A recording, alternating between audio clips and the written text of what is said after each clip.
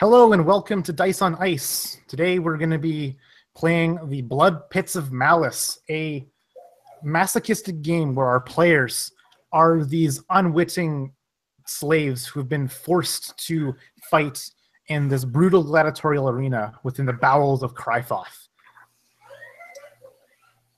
We're going to start on my left with our players introducing themselves and plugging whatever stuff they want to plug. And they're talking about their character. They want to have them introduce their characters as well. Start off with Megan. Hey guys, I am the other half of the Dice on Ice channel. And tonight, Salos is going to be entering the ring. Salos is a common desert mouse in Crifoth, and that is what she has been nicknamed. Her name, long forgotten as a child. She is unwittingly probably entering this arena and is probably the smallest of our team. We'll see how long she survives. And next up we have Hank. Hey everybody, it's old Hank Infernal from Dragons and Dragons, and tonight I'm going to be playing Chain, who his nickname with the crowd when they chant his name is the Beast. So this character is sort of his origin is kind of lost to him at this point. But he's sort of a tortured colossus. So this is like 10 feet of muscle, but he basically kills his way between meals and hopes they give him another paperback to keep him busy in between the fighting pits. So I love the idea of running into someone like our little mouse, who is so totally different from this kind of, my inspiration basically for the character was the old comic Pit, if everyone is familiar with that. So that was I wanted to make that character Pit, and so I will be playing Chain. Awesome. Next up we have Jason. Hey, how you doing? I don't have a YouTube channel or anything. I'm just Jason. Super glad to be here. This is going to be really awesome. I'm looking forward to this. So, yeah, gonna have some fun. And your character? Oh, yeah, I'm sorry. I'll be playing Kurosh, a former hunter-warrior of a tribe that was overtaken. And as my people were slaughtered, I'm one of the last survivors of the pit sacrifices. So see if I can join my ancestors in the afterlife here. And lastly, but certainly not least, we have Jeff. Yes, I am Jeff from the YouTube channel Encounterbalance. Feel free to check that out if you're interested. And yeah, I am playing Cassius the Fallen. He is not necessarily a veteran of the pits, but he's been around probably longer than most. And he fell into disgrace, kind of a self-made disgrace, because none of the people running the pit actually care. But he was basically forced to slaughter people much weaker and much more helpless than he was. And it was that or death, and his fear of a terrible death outweighed his honor, and he has disgraced himself. So he used to be this kind of proud performer, almost gladiator style guy, and now he's basically just fighting to stave off death another day, which is probably catching up with him. Awesome. All right, we start off. Boom! A deep horn bellows. You guys are in this pitch black room. And sound of grating metal on stone as the wall in front of you lowers itself into the ground, winched by levers and chains. And the bright sun of the desert world of Crifoth just beats on your eyes, blinding at first. And as you look through this blindness, you see the blood-spilled sands of the blood pit in front of you, this giant bowl-shaped arena, 100 feet in diameter. And there's these crowds, huge stands atop this pit, filled with countless tiefling legionaries and fiends who are all just gawking and celebrating this momentous occasion for them. Another fight in the blood pit. The horn continues to bellow as you see the three other people around you. You're clutching onto this small paper ticket with a red X on it. Whether through nomination or random chance, you've been selected to fight in this week's arena battle. And our tributes, a tiefling on top of a kind of a cage hanging from the top of the kind of a net on top of this arena. He hangs, and if you were to see, he has some kind of weird metal on tumor grafts on his neck, allowing him to speak loudly. We have our tributes. First, the Chain. The survivor of his clan. And we have the Fallen. And we have, if you can see, kind of, he's making a gesture trying to see where this last fourth one is. Hiding, cowering in the corner. We have the Shrew. He continues to announce, welcome to the blood pits of Malice. And immediately this uproar from the stands of applause and bellowing and whoops and hollers and such just deafen in this din around. You feel sharp sticks with spear tips kind of poke at your back, prodding you forward into the sunlit sands ahead. We'll start off with Megan's character. What's going through her head? I think she would be behind the wall of meat and flesh that is in front of her, who is the Chain, and trying to keep out of as much sight of the crowd as she can. But her curiosity gets the better of her, and she steals a look up towards the stands and up towards where everyone is, and just kind of eyes them warily. And she's looking for a particular individual. Does she see him?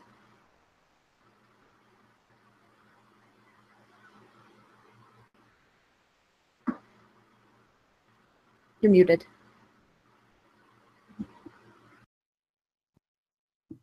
There we go.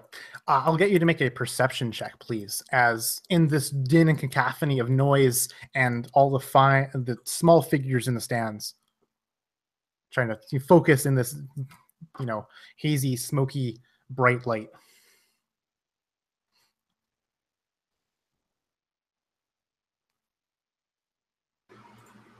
That is a 19. So you find in your scan of the stands, you see out of your, as you're looking, a tiefling, on the right half of the stands, start making these hand gestures. And as you're kind of scanning, kind of a peculiar, maybe he's waving some, for some technical thing to, some attendant. And you kind of scan around. You find another tiefling looking back at him, also making these gestures with his hands. And who are you looking for? I am looking for my master, the one who butchered my family before my eyes, and who I was to serve at the feet of for many years. Oh yeah, he's there. He's there. He's definitely there. He's in the front row, close as he can. This creature, he's not even he's not humanoid. He's got this twin serpentine tail that kind of coils around some pillars. He's got, these fangs and these eyes that are staring at you, and these wicked horns protruding from his head and down his neck. And he's, with these eyes just deadlocked on you. Yeah, I would return the stare, finally able to look him in the eye without getting repercussions. And I would not take it off of him for as long as I was able. Yeah, there's almost a kind of a mixture. It's hard to tell what emotions are on these creatures' faces, these fiends, because they're so unhuman. But you can swear in your time serving this creature, it's kind of a mixture of pleasure and just disappointment that you've been offered up as tribute in this blood pit. How about the chain? What thoughts rattle through the chain's helmeted mind? Well, I know this routine well, and I know how to get rewarded for what we do. And it isn't by thinking. So the beast basically takes sort of 3 big steps, just like goosh, goosh, goosh. Hold up this flail on the end of the chain and then sort of let the slack drop out. So the ball falls down to the sand. And then with my other hand, hold up one fist to the crowd and just sort of scan the crowd side to side. Just like, get ready to watch the chain do what he does. I don't wave my arms around or anything, but I'm not a stranger to being a champion in the pits. As soon as you enter the light and kind of stand triumphantly and, brazen and full and out there, the crowd just again goes wild in another surge of applause and cheering. Like, yeah, whoop, whoop, whoop, They're just ready to either see you kill someone viscerally or for you to die and be torn apart. And then Kurarash, your fellow kind of orc person, has stepped into the light. What are you thinking? The crude sword in my hand feels as good as anything has in the past weeks. Kurarash is new to the pits. His people's destruction still fresh on his mind. So focusing on the weight in my hand, the only thoughts going through my head is the flashes, each heartbeat, the flashes of another dead son, a son that will no longer achieve the glory that I had hoped for him. And with each face, I can hear the whispers of one eye, driving my rage a little closer to the surface. If these fiends want a show, I'll give them a show. Cassius, you've done this many, many times before. Your little ticket is definitely not one of random chance selected from thousands of slaves that toil. You've been nominated and picked, and you're kind of a favorite. But as this just happens, as this routine unveils and just continues and unravels, what are you thinking about? Well, Cassius's mind is just ice cold and still in this moment. There's almost no thought that goes through his head other than just this subconscious preparation for the moment to come. And as he too steps out into the sunlight after his orc friends, whereas the crowd, the Cassius the crowd would know previously, this showman, the one that got him this favorite position, or riling up the crowds and putting on a performance. There's no such performance as he steps out. There's no raise of the hands or fists like the chain or any sort of grandstanding. He just pulls his short sword out of his sheath, readies his shield, and awaits the coming storm. The crowd kind of silences as you stand out, or as you step out, and then starts kind of with this kind of rolling, booming of laughter and mockery at you, Cassius. Kind of a twisted, malicious laughter of they're admitting, how much they've broken you essentially since your first days, and now where you are now. They're just rubbing in your face, the salt on your wounds. Essentially. The tiefling in the cage who's announcing, the announcer, I guess is the word you use. He continues in this loud voice, augmented through some crude, gory surgery to his neck.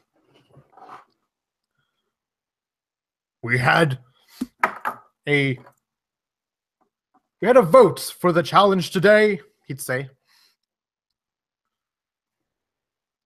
At first, we wanted to pit these against other slaves in a crude fight, and we'd let the one who survived walk. But no, we've done that too many times. The crowd kind of silences. Today is one where we've gone out and collected crude beasts from the wastes. We're going to set them upon them and watch them be devoured. Behold, he gestures at his hand, and the other side of the blood pit, with cacophonous wings that bring death to the sky. These grub beings the humans call ankhags. They flit about and bring death upon whatever they come across. And immediately the kind of the winches and the chains start to they're rusted and they're deteriorating, but they're just grinding and making this loud noise as the other side, you can see it, is just starting to raise. And immediately the bzzz, loud sound of wings beating 1,000 times per minute. There's a bunch of them beating. It starts to, echo out amongst the stands and off the stands. All right, folks, we have ourselves the fight of the week. And then the trumpet goes off again as these giant flying beetles start soaring into the air. They are there's 3 of them start to peel out from this little den that they've been kept in. And they've set their antennae, on you on the other side of the arena. And that's where we're going to roll initiative.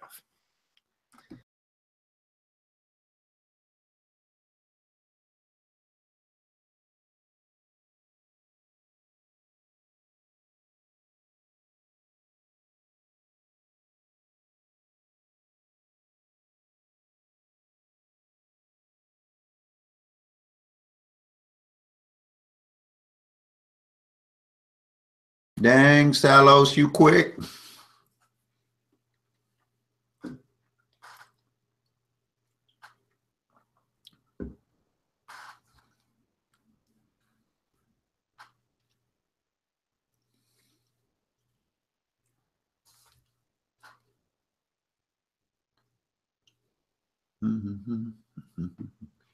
And for reference, for the more visually attuned, this is what they look like. How big we talking? The size of a horse. Oh. Of course. So Salos, 3 of these like mantis-like beetle creatures, their wings beating 1,000 times a minute, they just bzzz out from this Den, what do you do? I would immediately look for any form of cover that I could see. There isn't much cover, and that's on purpose. There's some kind of loose stones and boulders out strewn about the arena sands. There is the place you came out of behind you has actually started to close in on both sides. Both of them have started to close now that the battle has commenced. So, but you know from previous experience, or at least maybe stories of it, that if you go back inside, like, you know, you'll be impaled by spears or axes or something. So. Yeah, absolutely. No, I want to make it a little bit further before my ultimate demise. And so I would look to run to the largest boulder that I could find and just kind of take cover behind it and ready in action with my rapier. Yes, so you're able to find, you know, a particular boulder that's pretty large and nearby. The landscape has been strewn with these, you know, kind of terrain pieces on purpose to give, you know, kind of a dynamic, entertaining battle experience for the viewers. So you're able to find one to kind of perch behind or hide behind. And you got your thin blade that you've been outfitted with, that you chose, kind of just readied, but I imagine you're still like almost shaking in kind of fear. Yeah, my breath is rapid. The only thing I can really hear is the heartbeat in my ears. You know, all the buzzing that these things have made have been drowned out essentially from the sound of my heart beating into my ears. Awesome. As I just wait. And now we have Hank with the beast. How does the beast act?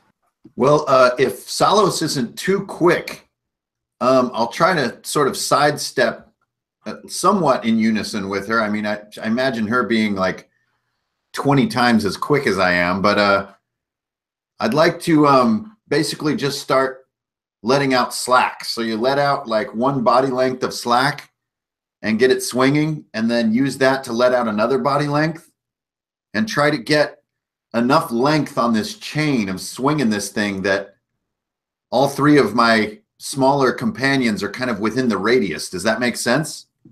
Okay, sure, yeah.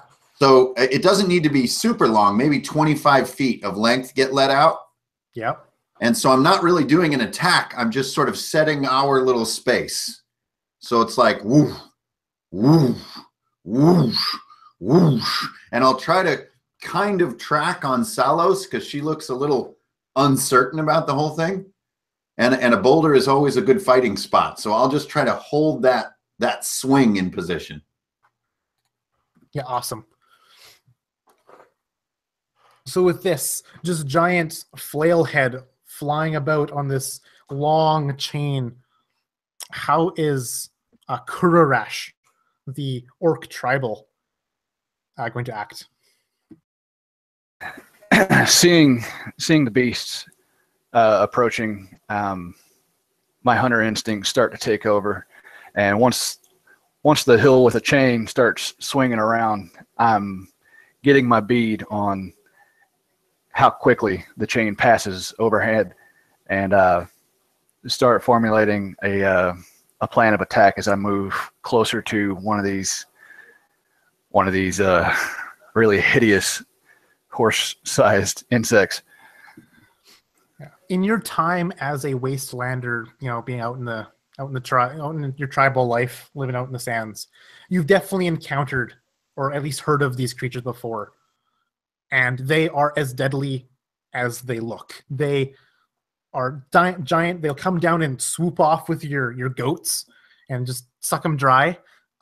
They have this nasty spittle that can just like burn through your flesh and eat through your bone if it makes contact. And even just this onerous beating of its wings you've heard tales of it making you sick to your stomach in just the right, just, ness of it. But as you approach, like, you've kind of remembered this about your creature, whether you like the fact that you recognize it, or you're kind of a little bit dissuaded because you know what it is up to you. And Cassius, what are you gonna do? Yeah. As the beast kind of has his flail swinging in a radius around, Cassius is gonna crouch down, kind of pretty close to the beast, kind of sitting on the edge of the swinging circle that is this ball and flail.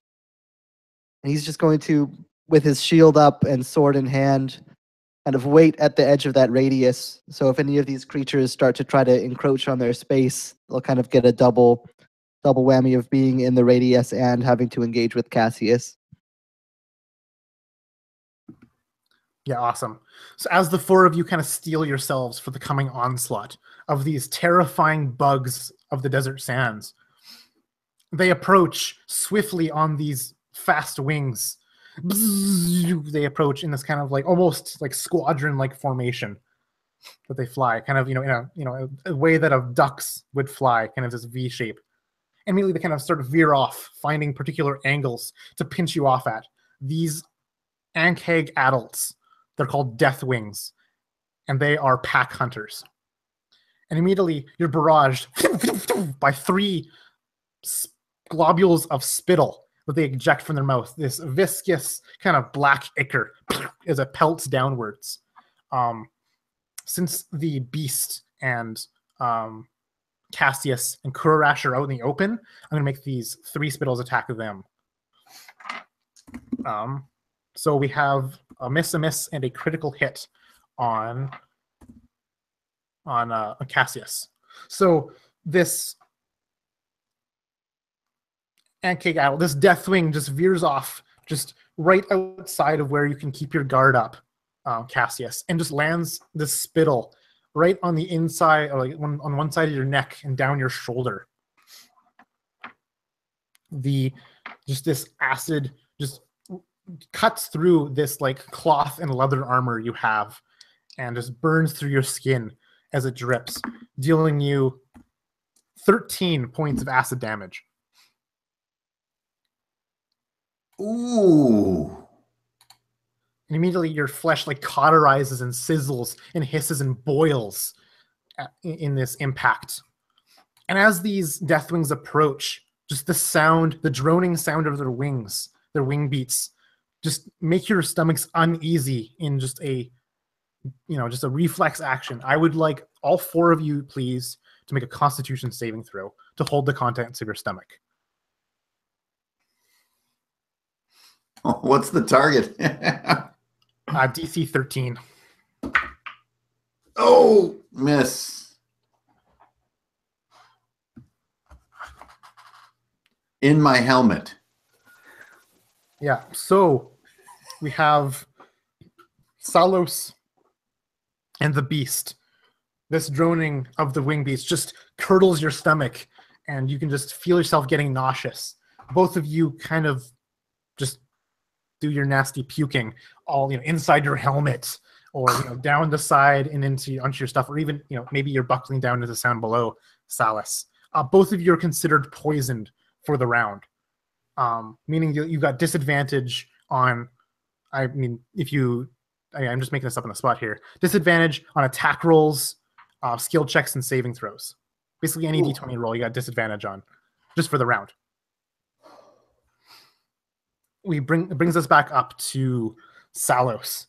You've been just nauseated by just this droning sound all around you. What do you do? So if Salos wasn't already nauseated enough from the thought that this is the place that that her life is going to end, if that wasn't nauseating enough, these bugs sure didn't help. So she kind of pulls over, and I would guess she would you know, if she was hiding from any of them, which I don't think she was, well, now they see her, definitely now. Because I can imagine that she would, you know, kind of keel over and retch kind of in the open. I think she would take this turn just to recover and to get back, kind of still getting ready. She is on the defensive in this. She is so paralyzed with fear. She is not used to this. She is not going to be on the attack. So I don't know if you want me to do an extra check just to see how well I'm able to recover. I could say that you just, if you take your turn, just kind of, you know, not attacking, essentially taking the dodge action, you know, mechanically. Yeah. Just, yeah, totally. I could imagine you just doing this, you know, just trying to regain your composure, but, you know, barely, maybe, you know, not even being able to do so. Yeah, so you just kind of take the turn off to dodge, essentially, which means that creatures attacking you will have disadvantage. Yeah. Yeah. One question I have, my apologies, is what is everyone's armor class? You can put it in the chat. Okay. Thankfully, on these attack rolls, I rolled a 1, a run, and a 20, so I knew exactly what happened.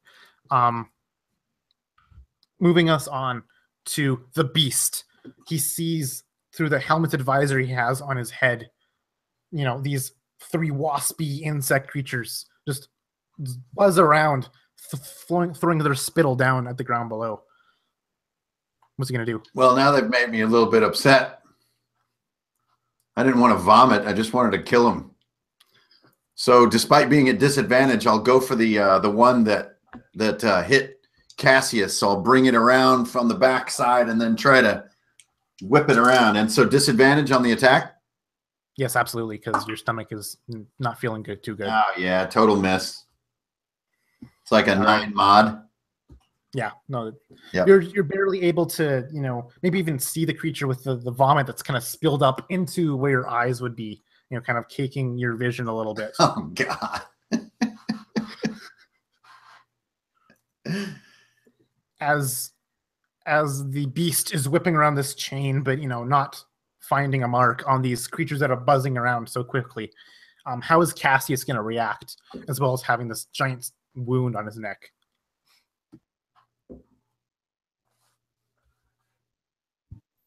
Well, you're skipping Jason. You're right. I just accidentally wrote them in the wrong order. I don't know why. Yeah, sorry. I was looking at the wrong order. Sorry. Yeah, so Jason. All right, cool. We'll Jason, Kurarash, he's, you know, being bombarded, you know, with these bits of spittle, but, you know, they were able to, you know, miss him. What's he going to do? Really stupid question real quick.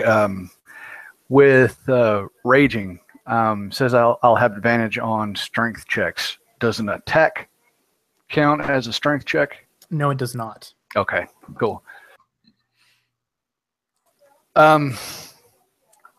Seeing the acid attack and a couple of us being overwhelmed with the sound of these flying monstrosities, Kurarash sees an opening, and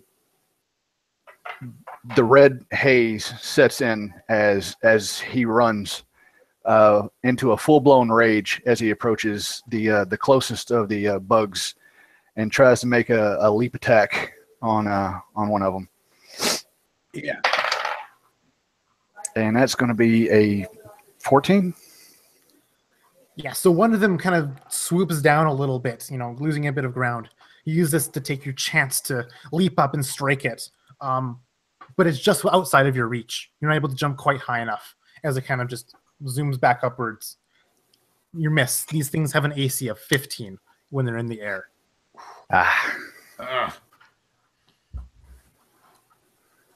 It was pretty, though. I howl in rage as my feet fall back to the ground. And now on to Cassius. Yeah, you got this wicked burn on your neck, and this, you know, giant flail chain is being whipped around. What are you going to do? Yeah, Cassius is just grimacing from the pain of the burn, but he composes himself surprisingly quickly. As mechanically, he's using second wind to just completely shrug off this wound. The wound is, there's already just burning and scarring down his neck, but it's as if it never happened. He just looks over to Salos if he could make eye contact, and just yells, "You can either die on your feet or die on the ground. I know which one I'm taking." He begins to run towards one of these creatures as it swoops down, leaping up at it with his sword. And it's going to be a 23 to hit. Yeah. Yeah, so one of these things comes down, perhaps to even lift you up off the ground with its giant pincers and forelimbs. You're able to strike at it just as it comes to swoop in. It's totally a hit. You can roll me some damage. All right, yeah, that's going to be 10 damage. As it swoops, it goes to grab at him with one of its claws. He actually jumps up onto the arm, grabbing it, thrusting up into this thing's kind of through the exoskeleton of its chest, just piercing it and ripping the blade out. Yeah, awesome. This particular Deathwing kind of loses its balance and its momentum as it kind of careens over into the side, kind of just tumbling into the sand. And the loose sand at least breaking its fall a little bit as it kind of twists and turns. Its wings starting to break and snap in places. But it rights itself onto its limbs and its legs. But its wings are snapped, but it's still, ready to fight, essentially. But it's been grounded. This particular creature only has an AC of 13 because it's not nearly as mobile. The other two continue to buzz around, and they kind of retreat a bit. They fly upwards and attach to themselves upside down on the netting above this blood pit, this cage. And as they hang from the netting, they kind of twist their necks around in, just this contorted way, and kind of from above launch more acid splats. Oh, no. And from above, Hank is below one of them, and so, or not Hank, I guess the Beast is below one of them, and Kurash is below the other one. Let's see if they hit. You both get hit by these globules of acid just from directly above, each of you taking 9 points of acid damage as it just splatters in your back or your chest or somewhere, from above. Imagine like a bird just doo-doo dropped on you, but it's a burning doo-doo. This grounded Deathwing skitters towards you, Cassius. It's kind of, limping a little bit as it regains its balance, and then full on kind of skitters on these, weird four limbs. It maneuvers trying to attack you from an angle, but its fangs meet the edge of your shield as you're able to bring it down onto its head in time, blocking its bite. The metal of your shield, or perhaps the wood of it, depending on its salvaged make, kind of just falls inwards and apart and decays as its saliva just eats through the material, leaving this giant kind of hole in your shield where it had bitten.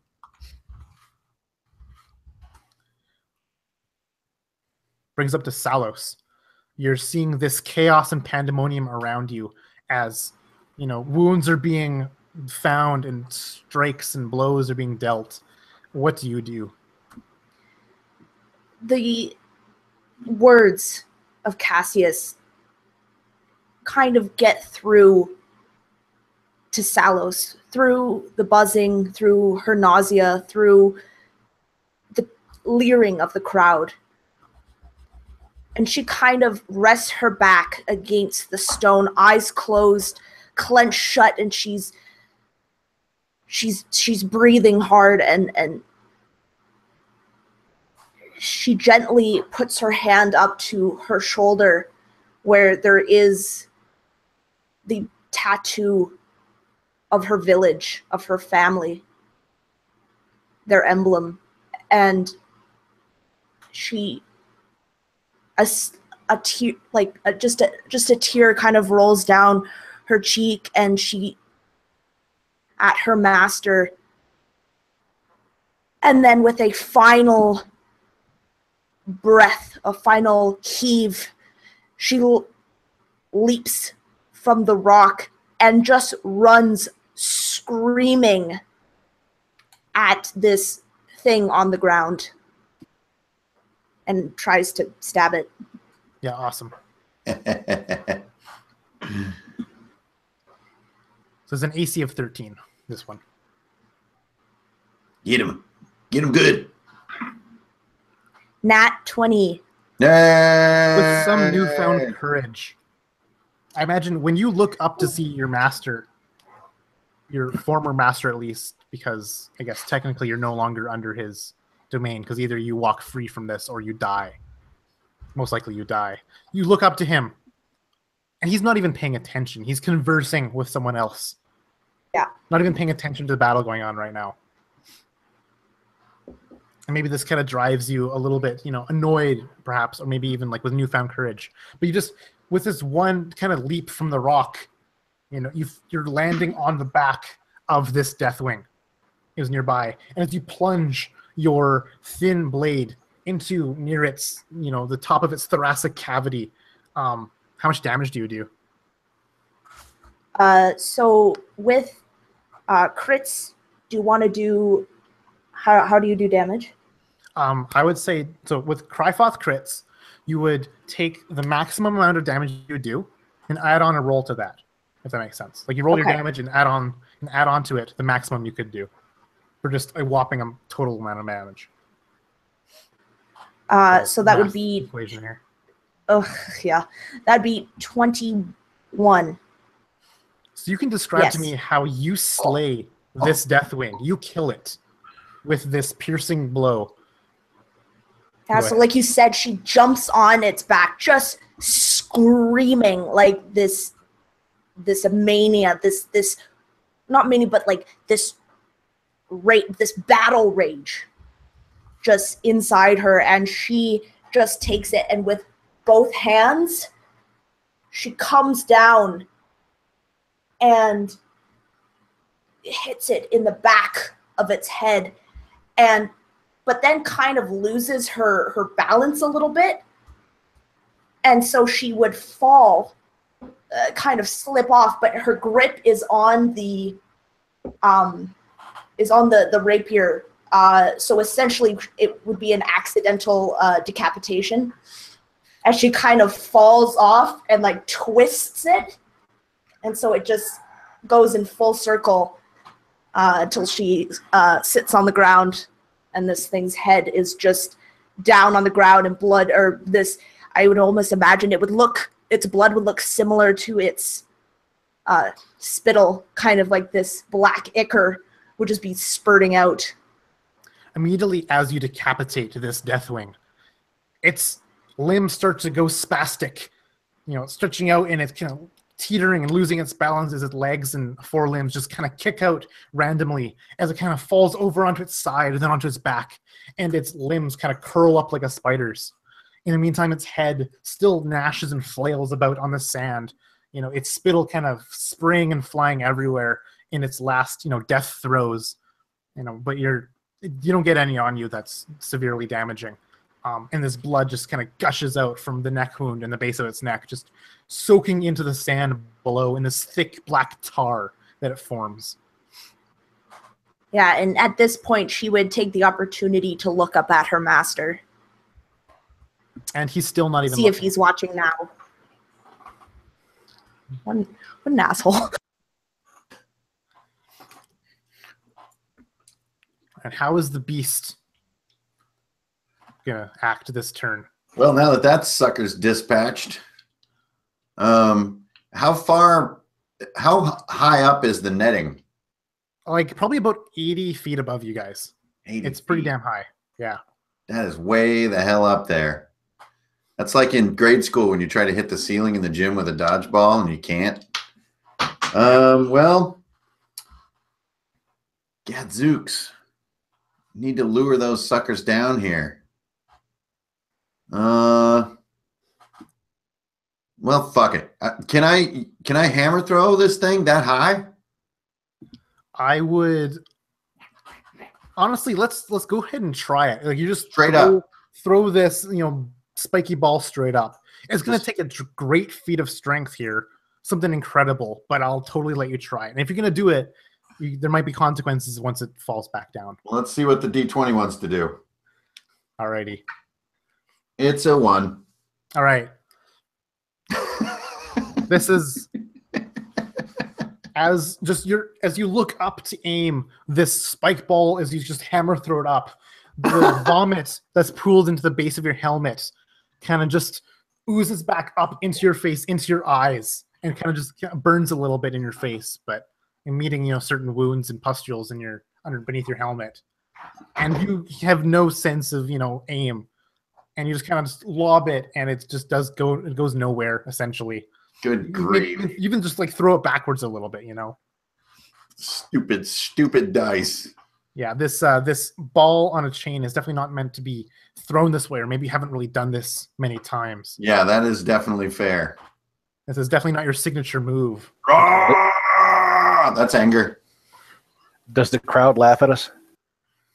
Absolutely. The crowd would chuckle and then go into a roaring laughter, along with some cheering, commending the beast for this brave act of, awesomeness that, spectacularly failed. They're like, yeah, awesome. Good good on the guy for being creative, essentially, in their own, masochistic and sadistic ways. As the beast throws this up, Kurarash, what are you going to do as you're in this just blood-fueled rage? How many of them are on the netting, and how many of them are still kind of flying just overhead? So both the two that are left have both kind of like hung from the netting above, 80 feet in the air. The third one that landed has been decapitated, and so is dead. So there's only the two that are in the netting above. Okay. In a blind, raging roar, I run over and grab the decapitated head by the mandible and start a dervish spin as I try to hammer throw launch that head up at one of them on the netting. Awesome. Yeah, so using an improvised weapon here, but give me your strength attack as you just lob it 80 feet up in the air.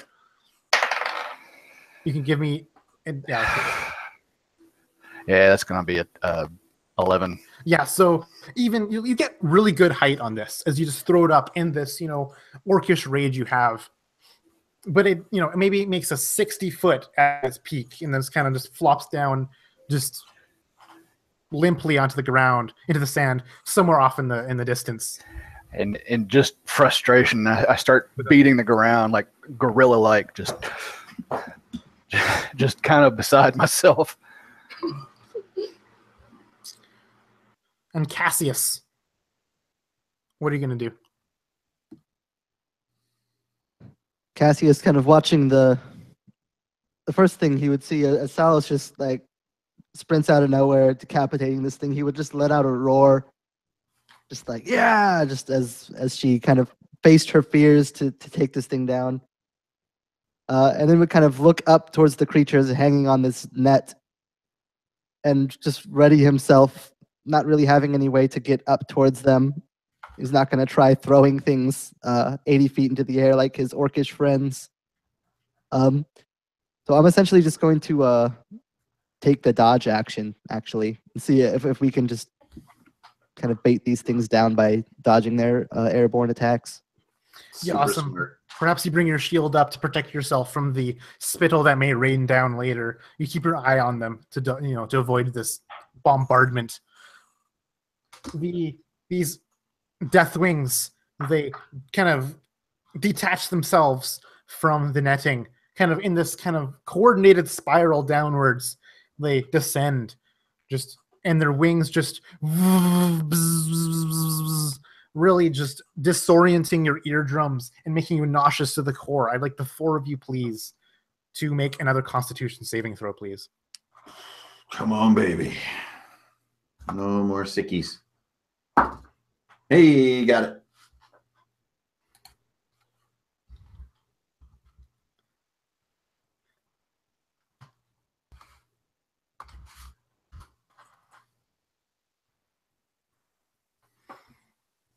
So again, Salus, you're heaving up just air and bile now, and it just twists your throat in that nauseating feeling of just dry heaving as you kind of just buckle over as your stomach is in knots. And Kurorash, your stomach also begins to just contract, and your last meal maybe it was 3 or 4 days ago. Just a little bile, and maybe the bones of it kind of just come out. As you are also sickened for the round. For this round, you're gonna have both of you are gonna have disadvantage on all d20 rolls. Would that end my rage? I would say no, not yet. But it definitely could lead to it, since rage ends like when you stop attacking or being attacked. So you're definitely getting there. This is definitely a catalyst for your rage to end for sure. But by raw, exactly as Jeff pointed out, it wouldn't end the rage itself. But these beetles, or these winged beetles, these death wings, continue to descend, and again from these these coordinated angles, they again projectile this just spittle onto some of you. Cassius, you're able to deflect a spittle that lands on your shield and just trickles down and runs down into the sand, but it eats away and carves just like these furrows into your shield's material, maybe eating through it in some spots. But Salus, you get one just square, perhaps in the arch of your back. You take 3 points of acid damage.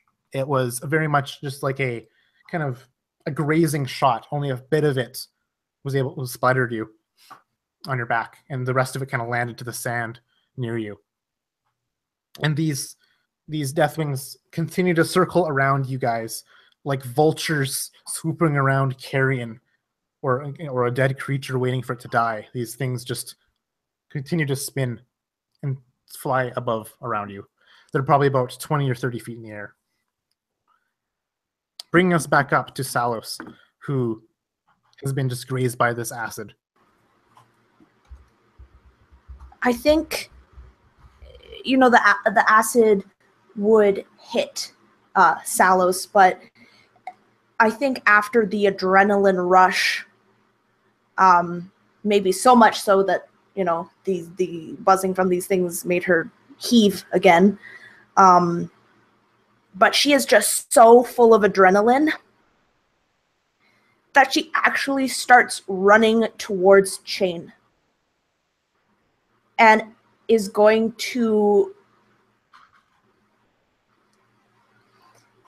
while she's running at him, she's going to say,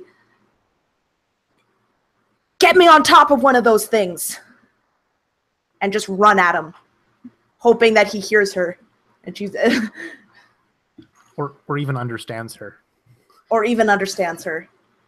Just put a lot on the man, line. I got 14 intelligence.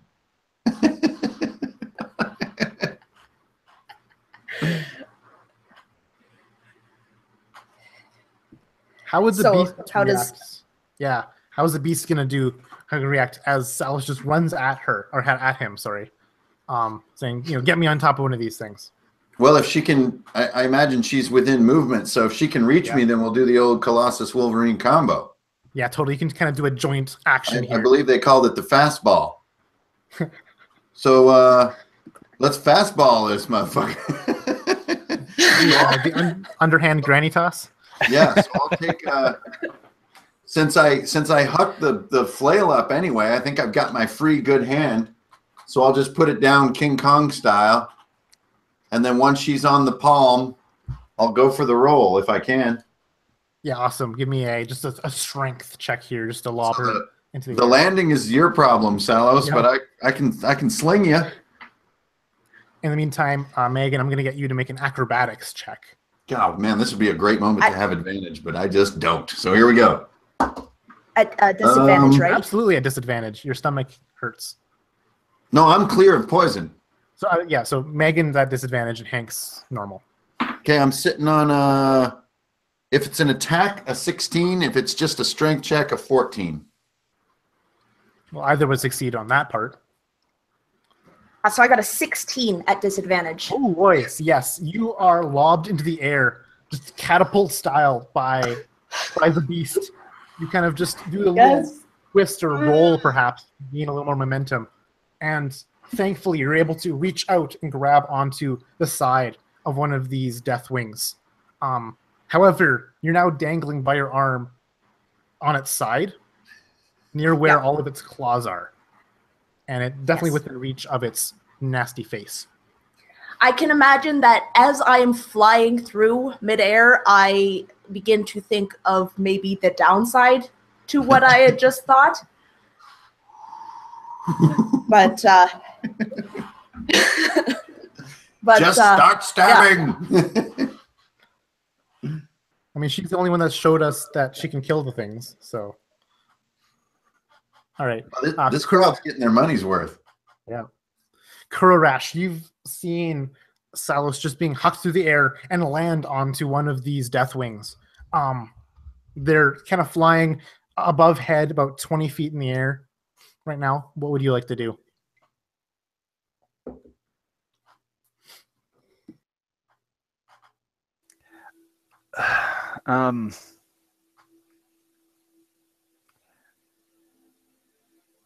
I would like to see if she's bringing this thing down as she's hitting this thing. Are they still flying around, or are they like running or falling towards the ground?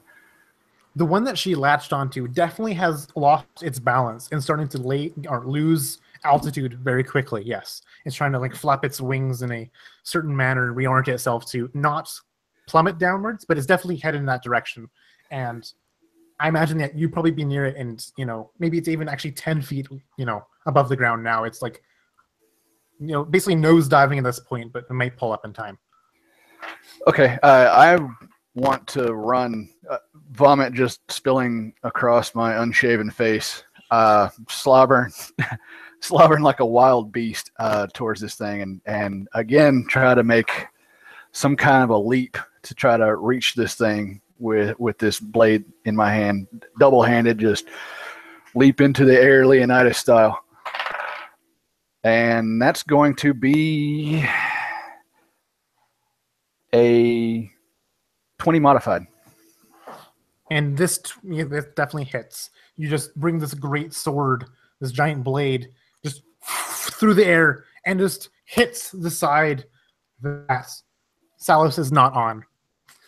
And you can roll damage for me, please. Important detail.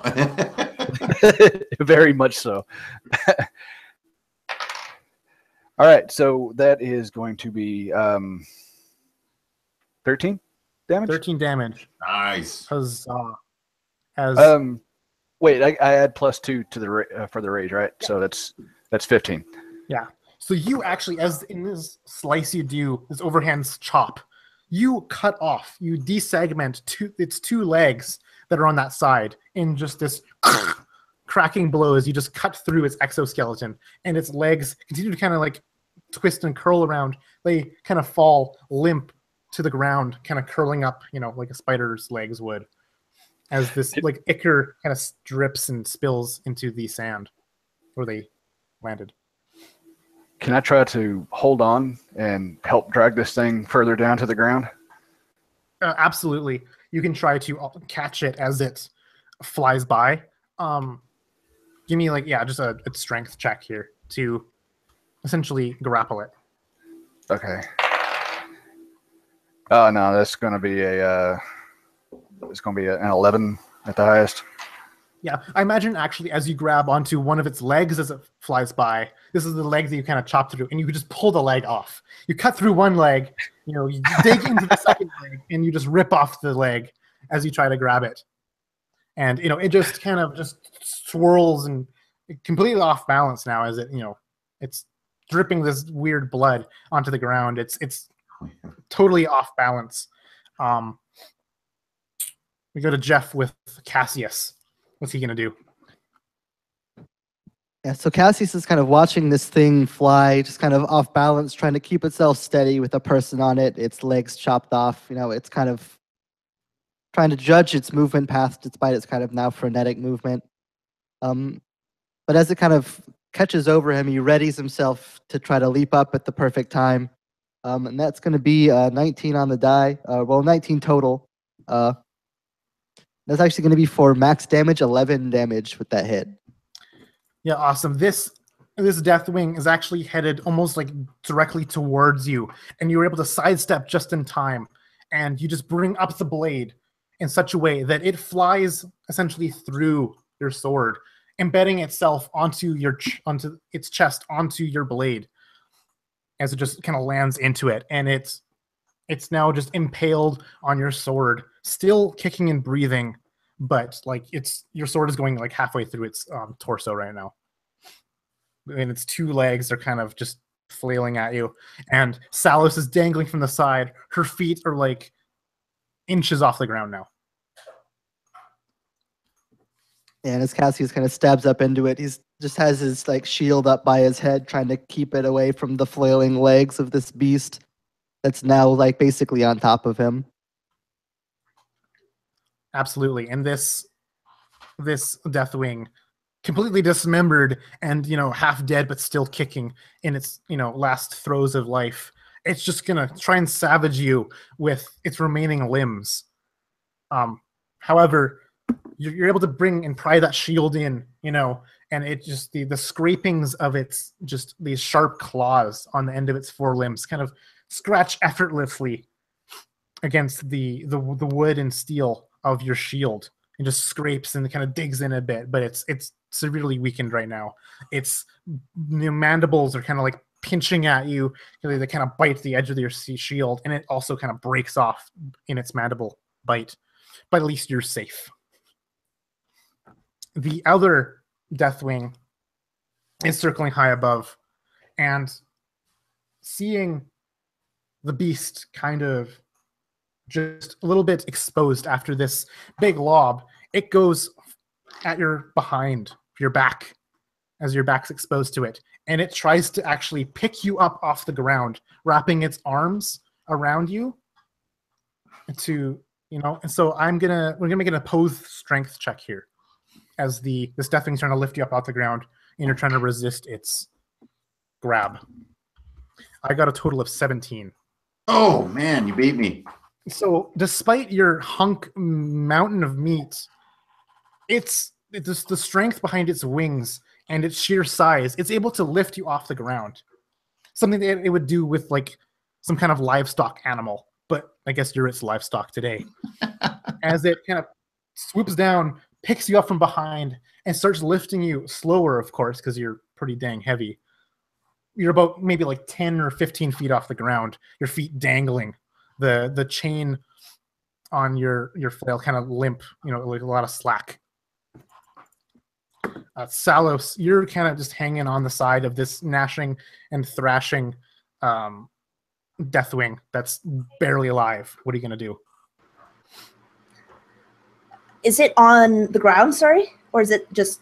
It's essentially near the ground, yeah. You Okay. could easily drop, like 3 inches to get on the ground. Essentially, what I want to try to do is I'm holding onto it with one arm, and with my other one, I want to try to get out a dagger and just kind of stab at it. Stab into it, wherever I can find purchase. Yeah, you'll be able to find this small, like chiseled stone blade, Stone Age style, out from one of your pocket folds, and bring it up into this creature's side. What's your attack roll here? I would say it has an AC 13 because it's very immobile. Yeah, so that's an 18. Nice. Yeah, you're able to just penetrate its exoskeleton, one of its weak spots, maybe in its joints. How much damage do you do? 5. Yeah, so you actually find a spot near the base of its eye as it's trying to bite at Cassius. You're able to just find a purchase with your blade, this small, kind of blunt stone blade, right into the back of its, insectoid skull. as you just stab into it and cut downwards, and the blade is lodged into the exoskeleton. But immediately, this creature just reels back in this newfound pain, immediately detaching itself, or at least trying to, from Cassius's shield. But it's still kind of embedded and impaled on his sword as it kind of just reels backwards and flops to the sand below. I imagine this would maybe perhaps disarm Cassius. But as it does so, it kind of falls onto its back, kind of its head kind of kicking and flailing. And then as it continues to twitch, its legs curl up like a spider's. I guess it only has 3 legs left. Its 3 legs on its one side curl up like a spider's as it lies dead from this new head wound. And again, Salos would look to her master. And he is finally looking at the events. And there's a bit of a look of surprise on his face. On his inhuman face, it's hard to read. But one of surprise. Of oh, wow. They weren't completely, dead right off the bat, And in in her sense of bravado, she would take her rapier and just point it at him and just stare at him before looking over to Cassius and nod if he notices her. Nod in thanks for kind of giving her the kick in the butt. And Cassius would just give a grim nod back. Just good job so far, but we still got plenty. The beast is dangling 15 feet off the ground, just completely grappled by this Deathwing that's carrying him upwards into the sky. What would he like to do? Well, instead of fighting the grip, I'm just gonna. I assume I still have the sort of the chain. You mentioned it's kind of dangling below me in a kind of a mess, right? Absolutely, yeah. So I'll just, not even with the flail end, just the loose chain. I'll just take a handful of it sort of and go up over the back. So if this thing has moving wings, the idea would be to just get the chain to get up over the back of it and just sort of pull. The way that I imagine the character too, these chains are kind of all up around his forearms and stuff. So if I could just get the chains tangle up into the flight machine, I can just bring us both down and let all my stabby friends stab things. Absolutely. So I'll let you make an attack roll here. Right. Just to get the chain. Yeah. Oh my God. It's another goddamn one. So you're finding your arms restricted in mobility as this Deathwing has wrapped its claws around you in such a way to kind of prop your shoulders and your forearms up a little bit, almost like crucifix style. So you can't really move your arms much to get the chains over the back of it. I don't have to role play my rage. Kurorash, you see the last Deathwing that survives is carrying the beast, upwards and upwards, slowly but gaining momentum into the sky above the pit. What are you gonna do?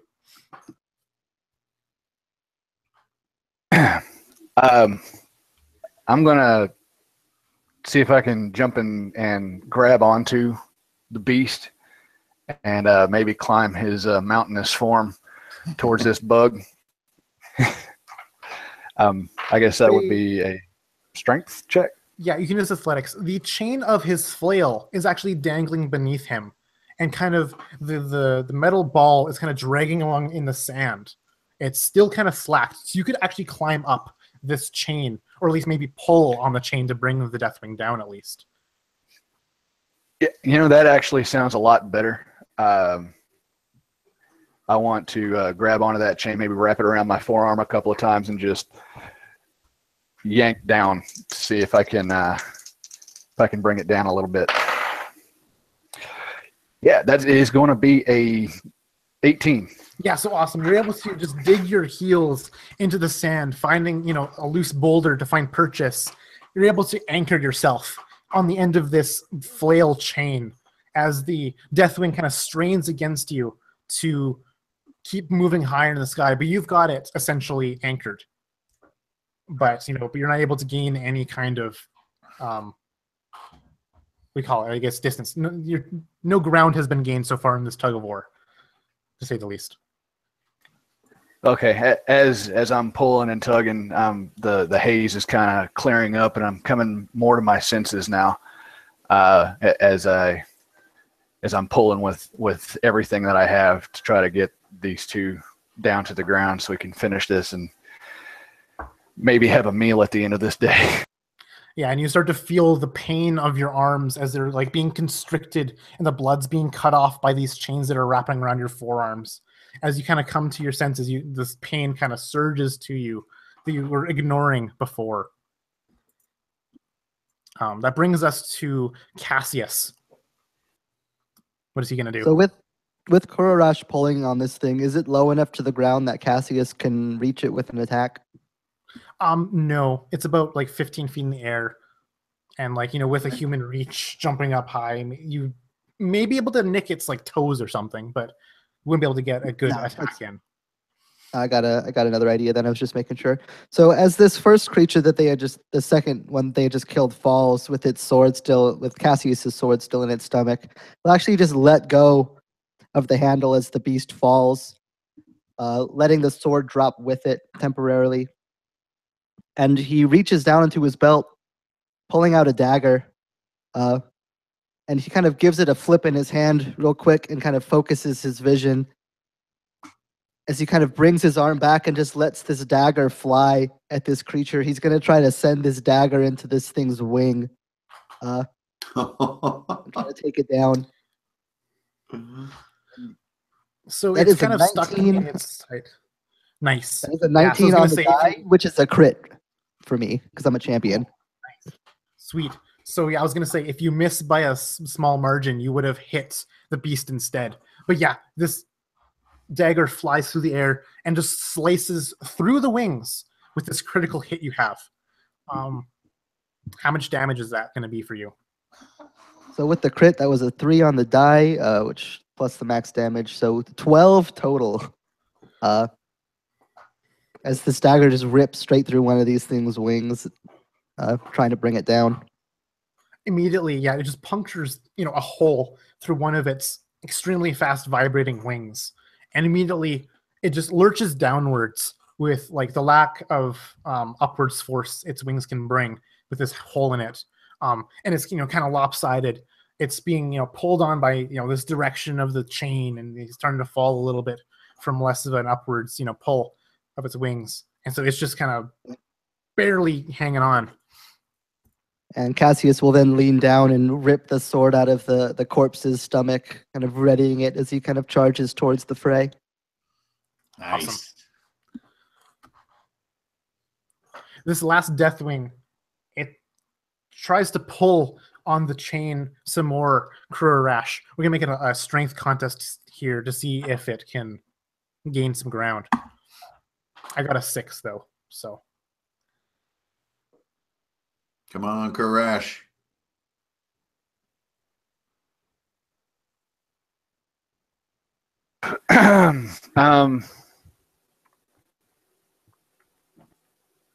Is it my turn? Didn't Jeff just go? No, we just need a strength roll. We're doing a strength contest. Oh, I'm sorry. Yeah, no worries. Oh, I'm sorry. Yeah, that's going to be an 11. Oh, so you're able to win this strength contest. Not by much, but you're able to remain your grip, and you're able to maybe even, gain an inch or so of chain as you pull it down even more. It's struggling to, lift off with the force that it used to have, but it's got its limbs wrapped around you, beast, and it's going to sink its teeth right into you. So it's going to automatically hit here, and it's going to do 3 points of damage, of piercing damage from its bite. But then as this spittle just leaks and just oozes from its mouth, pouring all over your flesh, it's going to do 11 points of acid damage to you. Jesus Christ, I'm down. Holy shit balls. I pass out. There's about 700 pounds of beef about to hit the ground in this arena. Its wings continue to beat and drone in this nauseating way. The 3 conscious ones, please. Give me a Constitution save, please, against DC 13.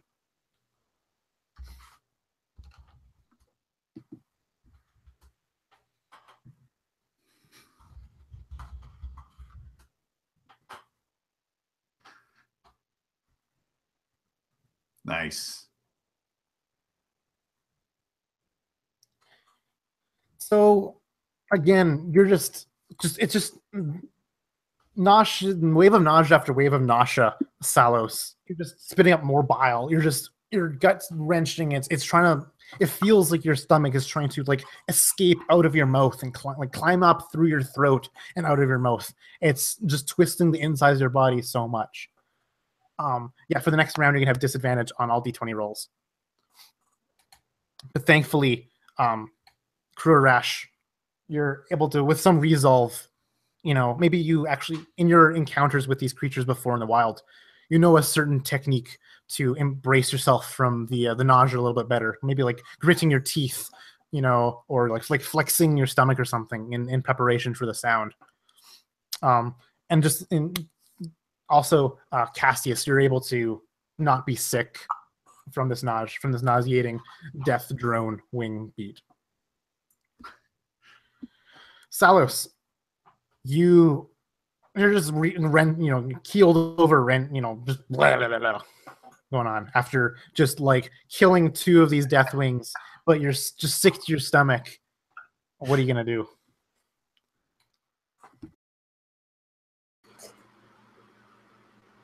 So Salos would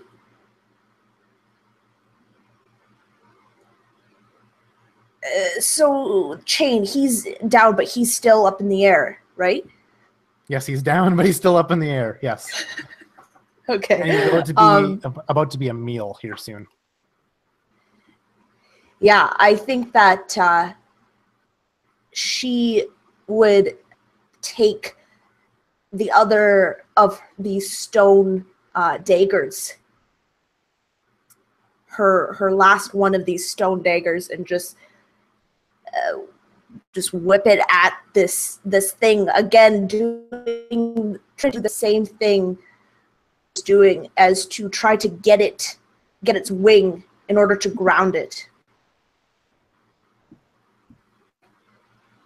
Sweet, yeah. So it's a AC 13. You're gonna be here.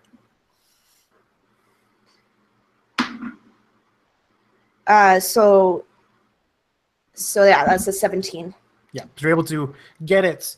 You're able to connect with this dagger you throw. How much damage do you deal to this Deathwing? 2. You say 2, sorry? 7 points of damage. 7 points damage. As you just embed this stone dagger into its side, just puncturing this hole into its exoskeleton on its side. And again, it kind of like makes a loud chittering sound of this pain. The beast, we're going to have him make a death saving throw, please. That's just a straight D20 roll.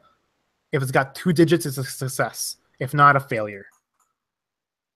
And that's that, if I see that correctly, that's a 2-digit number. Sounds good. You're 1 inch closer to consciousness. You're also 1 inch closer to being a fully digested meal to be slurped up into this Deathwing's mouth. Moving on to Krurash, you're hanging on to this meat kite. On this chain link. What would you like to do? I like that meat kite. I'm gonna still pull on this thing and maybe twist it around. It's been hit a couple of times in the wing, so I'm hoping that I can finally get this big mass of flesh down to the ground so that we can end this. Yeah, strength roll here. And that is going to be a 20. Nice. You're able to, as you kind of twist it around, this big, wide twisting motion of your torso, you're able to just change the direction and just cause this Deathwing to tumble into the sand below, just landing on the beast as he kind of just like crumples, ragdoll style into the sand, kind of cushioned by the softness of this fine dirt. And the Deathwing kind of continues being latched on, but also kind of is crushed, halfway through this roll by the immense weight of the beast as he kind of just rolls over it. You're able to ground this creature. Yeah, as they both hit the ground and the chain slacks on my arm, I fall to my knees with just the sheer effort and pain involved with these last couple of rounds. Catching my breath, my arm just a bloodied mess from the chain digging into it as I battled against this thing. And Cassius. As this thing is now grounded, Cassius sees his opportunity. He begins sprinting towards it. And as it's kind of writhing on the ground, beast in tow, he leaps at it towards the head of it. His short sword just held downwards, just trying to drive the blade through its skull, hoping to finish it off. And that is a freaking nat 20 on the die. So that's going to be 15 damage. You can tell me how you just obliterate and just eviscerate this creature with this critical hit. Yeah, as Kurash just yanks on the chain, pulling this thing down, kind of it and Beast collapsing into the ground. I imagine it's already hurt wings kind of bend and break as it kind of falls on them. And as it tries to get its bearings, Cassius just leaps into the air, just landing on its head, just driving the sword just straight through its brain as he just impales it through the face. Just tearing the blade out, blood and acid flying around. And as he does so, Cassius actually will, surprisingly to himself even, put his sword and shield up into the air, kind of towards the crowd, and just let out a yell. Ah! Yeah, as you bring your sword down into this creature's brain, it tries to bite at you, but your blade stops its head inches away from its face as it clatters its mandibles in your face as it slowly dies and just falls to the ground slumped. You can almost like feel this acrid, nasty breath kind of washing over you as its face was almost in yours. And you extend your arms to the crowd in this act of bravado, and they whoop and they go wild and they go whoa, woo, and as applause kind of happens and kind of the thundering of stomps and boot stomps kind of cascade over the stands and the crowds.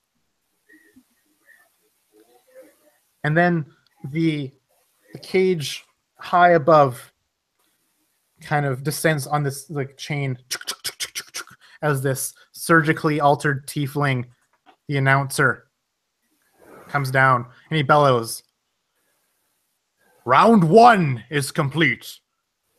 The tributes, the victors." And that's where we're taking a 5-minute break here.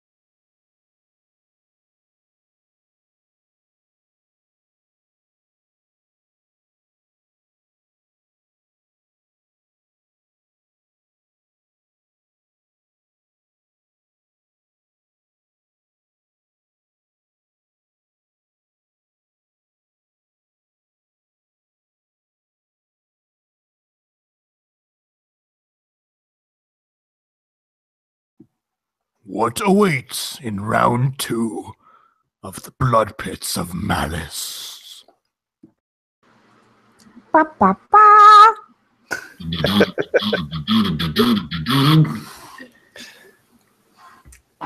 We need healing.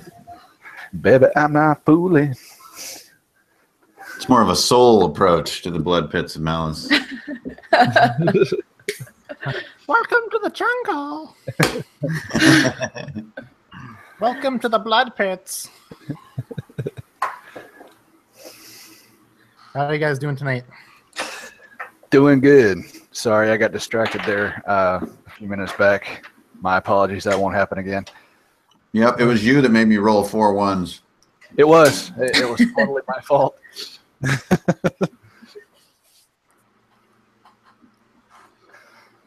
That's okay. Now I have the dice of ultimate suffering, so this one doesn't let me down too often.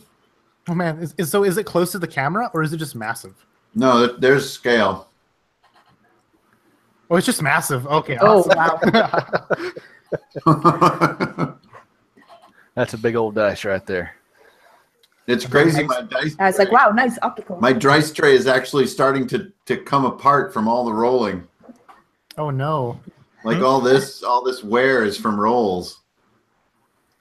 You know what that Wow. means? I guess you have to roll less, you know? Play with some of those, diceless Unacceptable. systems. I was say that sounds like a good problem to have to me. It means Yeah. you're doing a lot of Yeah. gaming. Yeah, Mm-hmm. feeling good about it. I am once again my Yes. 20 dice. Yep. Yep. Well, yeah, all of us went Oh, to no. AdCon. Oh, yeah. AdCon Club. Yeah, we're the exclusive AdCon club That's a cool club. with a bunch of cool people. Damn right. Damn right. I mean, I guess technically I sort of meat shielded, so I can take some solace in that. You also got to be a part of some sweet team attacks, so Yep. Yep. That was my first time DMing like a joint turn. First time ever that my players have decided to take an action together. And that was awesome. I loved it. Yeah. I just need to make one roll. Just a nat 20 and you're up and you're good to go. All right. We will continue if that's good with everyone. All right, cool. The announcer continues in his trumpeting, bellowing voice. And now, round 2. A fan favorite. Voted on in the polls. The Devourer. And immediately, the crowd goes wild. And then, it's kind of like some weird like chant kind of goes on with like the stomping and the people in the crowds. And immediately the one side of that, the entranceway kind of creaks open on these rusty chain links. And this long, slithering creature starts to snake its way outwards. At first, it looks like a giant like python or something. But as it reveals itself into the caking desert sun, its skin isn't scaly. It's pustulely and tumorous and got this rib cage poking out and just this conglomerate of flesh and bone in contorted agony as it continues just to snake its way out. And it looks something like this. Let me just get the pictaro. That's what I should have done for the break. My apologies, guys. Doop-de-doop-de-doo. It continues to snake its way out. I don't want to see it. You don't want to see it. Yeah, I can focus on that. I don't think you want to see it either. All right. We'll screen this bad boy. To stare at it would be to court madness. Yeah. All right. Screen share. This hangout thing is a spooky pooky. Here we go. Ah! Yeah, that's pretty gross. So this creature that's just this amalgam of various corpses and body parts in distorted agony and various bony protrusions and fleshy globs just snakes its way out. And the announcer says, "Presenting the Devourer, consumer of 1,000 souls, corrupter of life itself. Bid your applause for the Devourer!" And again, just this applause just booms out of the crowd, and screaming and this raucous kind of applause just billows out. And and there is definitely a human head. There's multiple human heads, just kind of like, kind of making these contorted, disgusting faces. If you felt nauseous before from these death wings, that is nothing compared to the nausea and heart-wrenching sickness you feel staring at this contortion, this abomination of just flesh and organ. This is what a true fiend looks like. Cast aside your predispositions of fiends looking like they're red-skinned, cloven-hoofed, horned people. No, fiends are these just abominations of life itself. As it just snakes its way out of this tunnel, its mouths and orifices kind of start talking almost in unison, making this choir of distorted souls.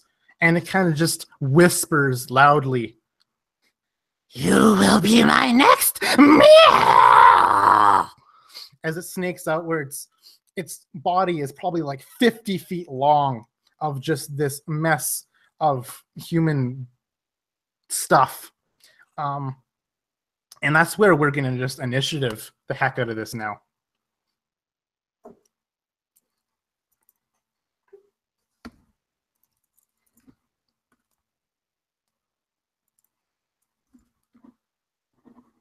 I'll just take my place at the end of that initiative roll. Here on the ground. Good. Yeah, that sounds good. Yeah.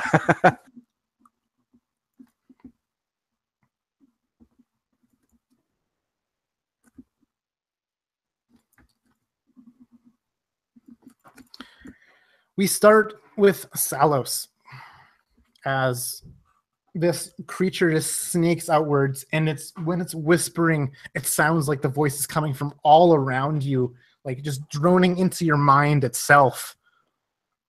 You're having a hard time essentially even being able to move or act in just the presence of this creature.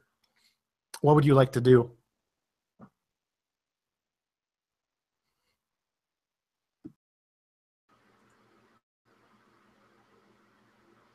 I think my immediate attention would be towards Chain.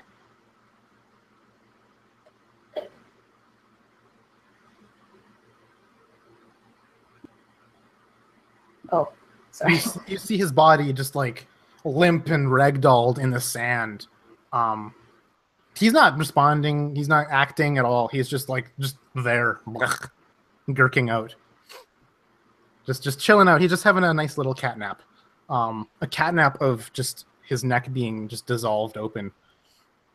And then also simultaneously like cauterized at the same time with this acid bite that just happened to him. Yeah, and so she would kind of run up to him knowing that we need as many people alive to fight this thing as possible. And as quickly as she can, she would just start like ripping bandages from her own, not ripping fabric from her own clothes to fashion bandages, and just try to staunch the bleeding or the wound. Yeah. So in this kind of shaky moment, you find resolve, and go over to the beast, and you start to attempt do first aid on him in this crude fashion.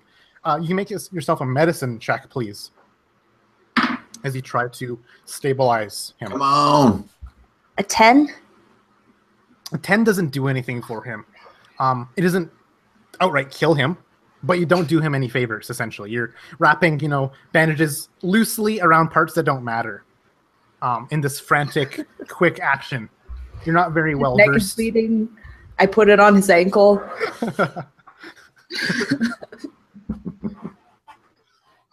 Yeah, as you're kind of encroaching over, this snake-like fiend just continues. The devourer, it's called, continues to snake its way through the sands. Its various body parts kind of just like trailing randomly and just carving into the sand as it swivels by. It's approaching. How about Jeff with Cassius? How is he going to act? Cassius, seeing that Salos kind of taking the initiative on trying to get our friend Beast back in condition, is going to then put himself between them and this creature, trying to absorb the brunt of the attack if necessary. But doing so, he'll charge up towards it, sword and shield in hand, attempting to make a slash at it, and it's going to be a 23 total to hit. Yeah, this thing is massive, so you're able to easily hit it. This thing's got an AC of 12. You just cut into some fleshy part of this creature. You go ahead and roll damage. Yeah, it's going to be 11 damage. It's just, he brings his sword up, just slashing down at any chunk of this thing he can find, just tearing up a huge gash across it as he slashes with his blade. You're able to sever a neck and a head and an arm from this creature. This is a woman who looks like she's begging for her life as you just cut her out of this creature, and her arms are still kind of contorting. You see this pained expression on her face, one of of needing help, as she just looks to you and just this essentially begging for her life as you just cut into it and pry her off of this creature. And just the blood just oozes out. The blood of this fiend isn't runny and red like it is of a human. It's like molasses, tarry and black, as it just kind of just bubbles out. Like imagine just kind of bubbles rising from a tarry pool of muck, kind of just like bleh, bleh, bleh, as it just oozes out of the wound you've created. The devourer itself pays no heed to the fact that you've struck it, as it continues to kind of slither on by and past you and around you and through, weaving through the sands and the rubble and the rocks. Kurarash, what would you like to do? Still on my knees from the last round. I'm seeing this monstrosity, and I have no instinct to even comprehend what this thing is. I'm totally freaking dumbfounded, and that makes me mad. So once again, the haze sets in. I find myself yelling at myself. It's not going to end this way. I refuse to die to this unnatural thing, and spring to my feet and run towards this thing and make an attack. A reckless attack, so I'll gain advantage on that. And 19. Yeah, this thing's got an AC of 12. It's hard to miss it. It's like just a giant barn, essentially, in size. You're able to find something to strike. Definitely. You give me some damage here.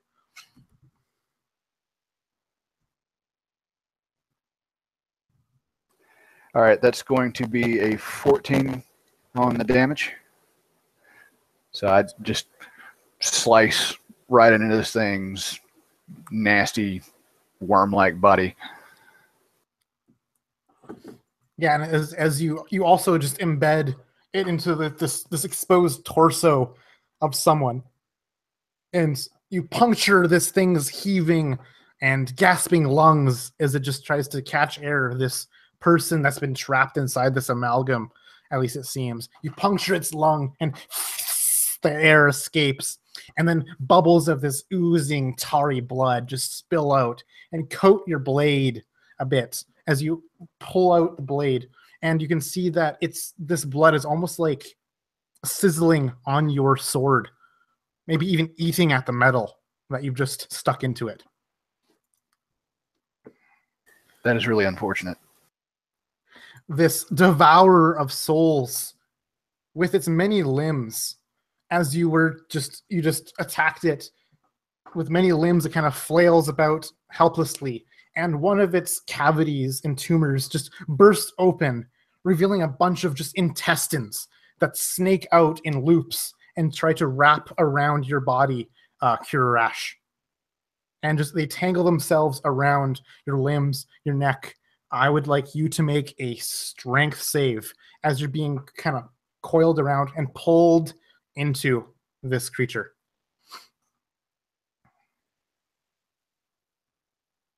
Will a 19 do it?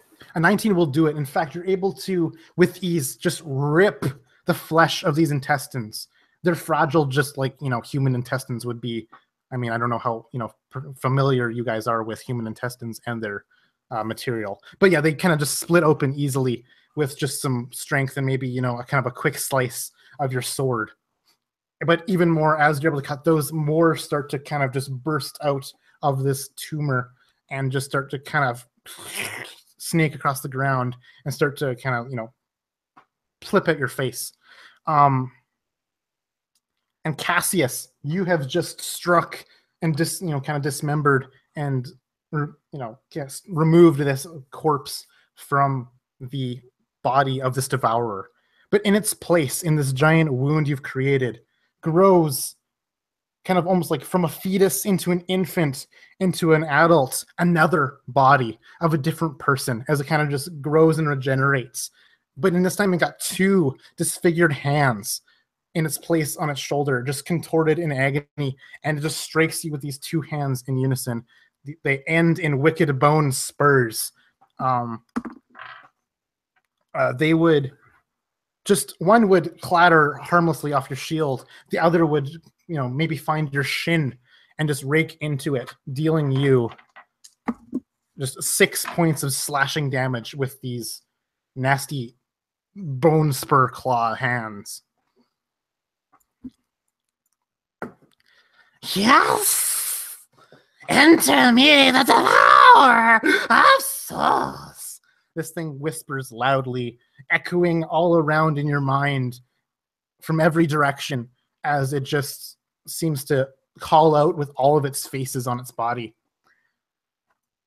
The beast lies slumped, kind of just ragdoll on the ground. I want him to make a death saving throw, please.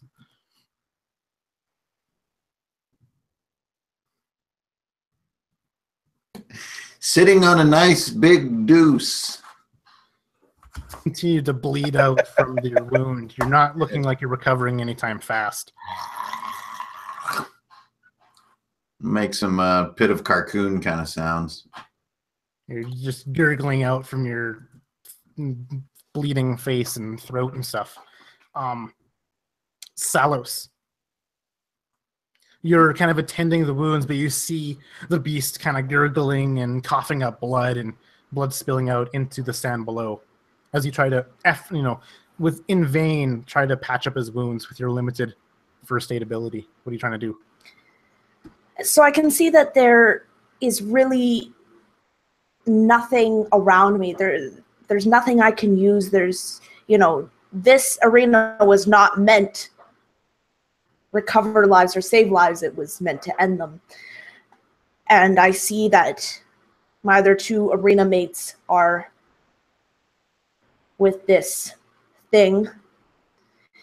And so suddenly a thought comes to my mind, and I have heard rumors that if you held up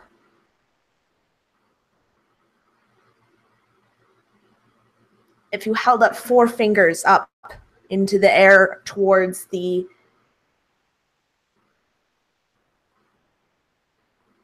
that in return for you receiving a massive handicap from the audience's choosing, that they would grant you something. And she has heard people have used this for weapons, for, you know, just some supplies or something. And so she calls out, I need to heal him, hoping that this isn't a myth, hoping that maybe the fiends would enjoy seeing something, seeing a twist, seeing something happen. Immediately, the announcer, he's been pulled back up above the netting, but he's still able to speak down. Halt! We have ourselves a twist wish. Immediately, the devourer kind of stops moving out of courtesy of custom. You know, this devourer is an intelligent being, understands, you know, fair play, essentially. And the announcer kind of calls down, to what wish do you wish, whelpling? And she knows she has to use her words carefully, because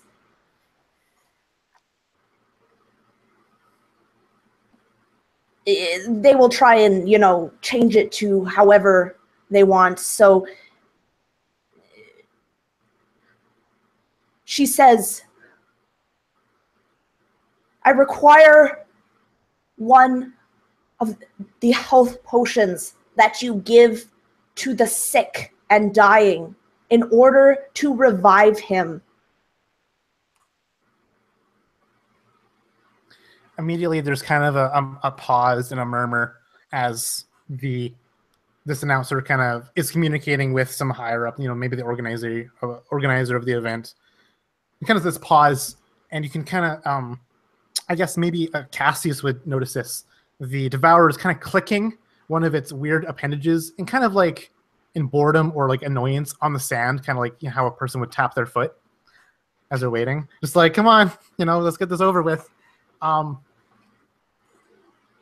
And immediately this kind of box, this kind of crate is lowered by a rope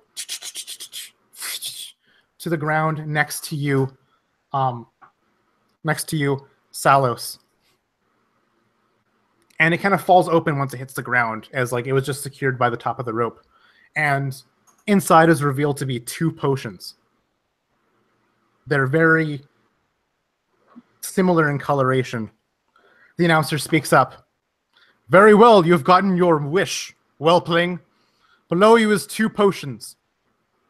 One of them will cause instant death. The other will cause cure that you seek. But here's the catch. No, I won't tell you the catch. You may choose.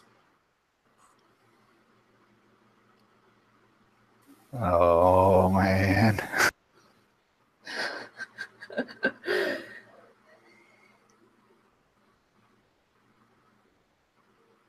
And she would look at the 2 bottles. And do they look exactly the same? Would I be able to roll to see if I can find any difference? So they do look a little bit different. But honestly, you've never encountered either of these before. They're just, you know, kind of rumor to you. You kind of know of them, but you never actually seen them before. Like one's like, you know, kind of a darker shade of red than the other one. You know, one's got a little more bubbles in it. The other one, the vials are slightly different in size. But these differences almost mean nothing to you. So you can tell that they're different. You know, they're not the same fluid within each. But which one's different? Which one's one? Which, you know, you won't know. So there's a kind of a darker one and a lighter one. That's how we'll denote the differences between the 2. The announcer kind of chimes up. You must choose swiftly, or this wish is forfeit.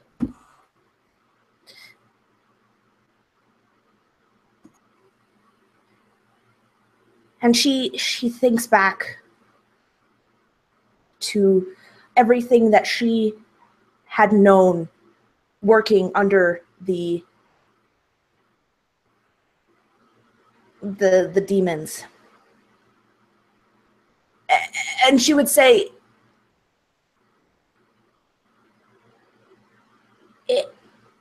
it's neither of them. is it? This is a trick. It's neither of them. The announcer kind of booms down.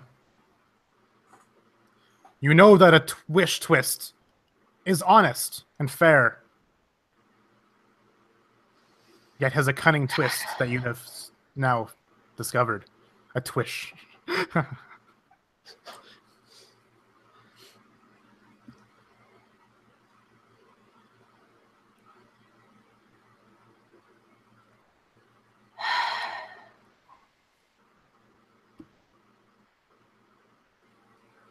So she slowly takes the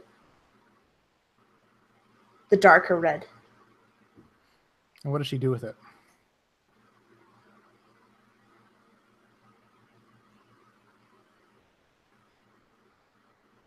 She takes the darker red and she drinks it. Okay. It's kind of syrupy and just disgusting. Tastes like urine as it goes down. But you're able to drink it pretty fine. You don't feel an effect yet. What do you do with the other potion? Well, so I'm wondering, am I able to do like a sleight of hand to keep some of it in my mouth without swallowing all of it? Absolutely, yeah. I can say that you do that even without a check, because honestly, it's pretty easy to keep some in your mouth, hiddenly. Yeah. So she would keep as much as she can without being too obvious in her mouth, and she would take the other one and give it and kind of bring it over to the beast and kind of open up his mouth as much as she can and pour the potion.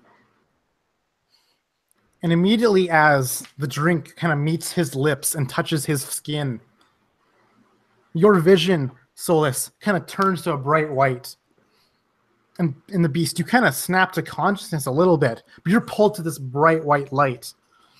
And Solus, or Salos, sorry, you kind of, if this is a possible feeling, you feel your soul being ripped out of your body. And it's just this tension as it strains against your mortal form in this nimbus of white light. And it just, in this weird feeling, you just snap forward with immense amount of momentum into the body of the beast. Welcome. And you snap awake in a body you do not recognize. And a helmet obscured by vomit that is not your own.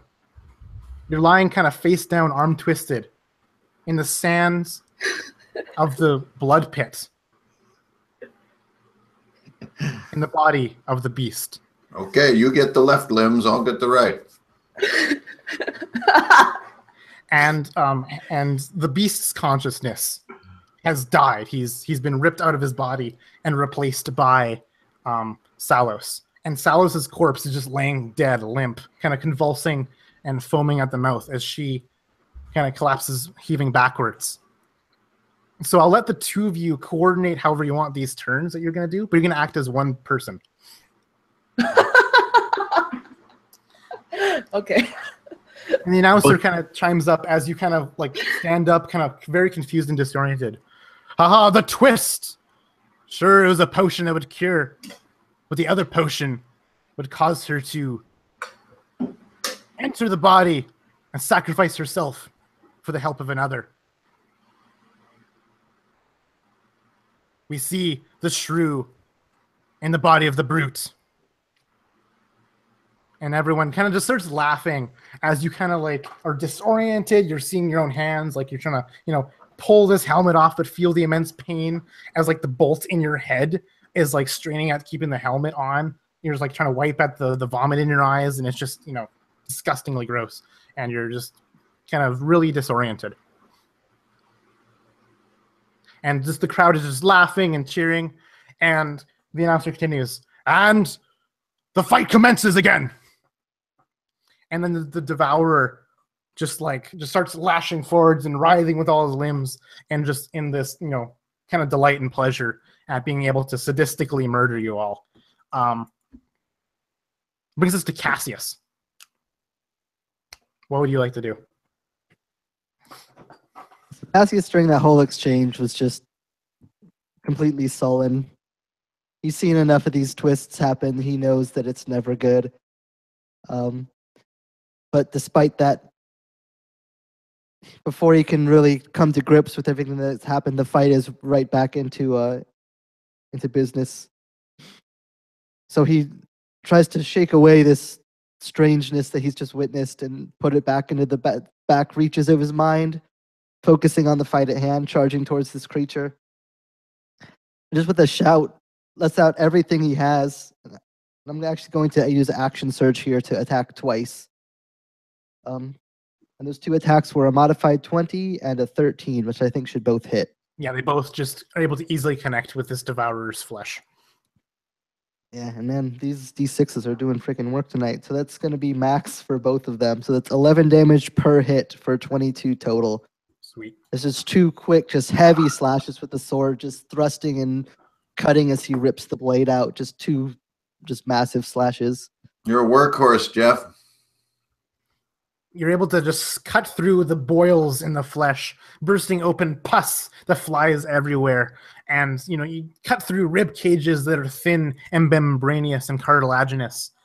And you're just hewing apart flesh from this creature. And it doesn't even care. It doesn't even reel back in pain as a whole. But you see the twisted faces on its body just kind of like, wince and like scream outwards to make no noise. These people are embedded in them, seem to be in agonizing pain from these attacks you've inflicted.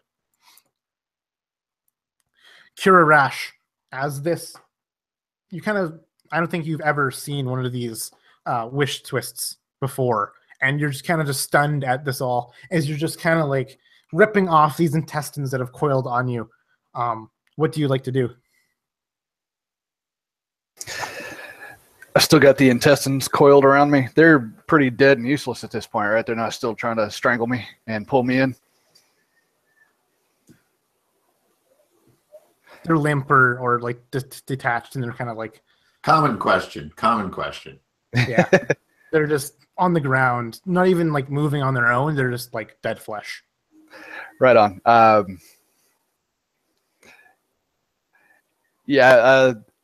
I'm going to go back to the work I know and keep slashing at this thing.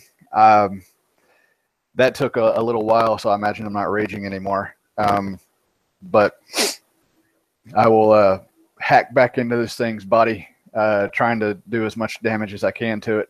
That's going to be a 22. Yeah, totally. Okay. All right, that's 7 on the damage. Sweet. So just barely ripping into this thing at this point. You're able to just break apart, maybe just cutting out a joint of a hand, of like something that's a hand that's like reaching out to you, kind of like where a dying man would reach out to their relative that's standing over them, kind of clutching them to bring them in close to give them, a last whisper in their dying breaths. This hand is reaching out towards you, and you just cut at it, just in some kind of, malice or just even survival instinct. The Devourer kind of reels upwards, and in this like snake-like wave, or this worm-like wave, as it kind of coils upwards, it's able to rear its whole kind of upper front upwards, and it peels 20 feet of its front half up into the sky, revealing this totem pole of just disfigured bodies and corpses and body parts into the air. And it just, in this like centipede almost like fashion of these writhing people, it just brings itself down with all of its weight, slamming into essentially all three of you in just this giant, wrestling move style slam. I would like actually the three of you please to make dexterity saves to be able to jump out of the way of this thing just slamming down on you.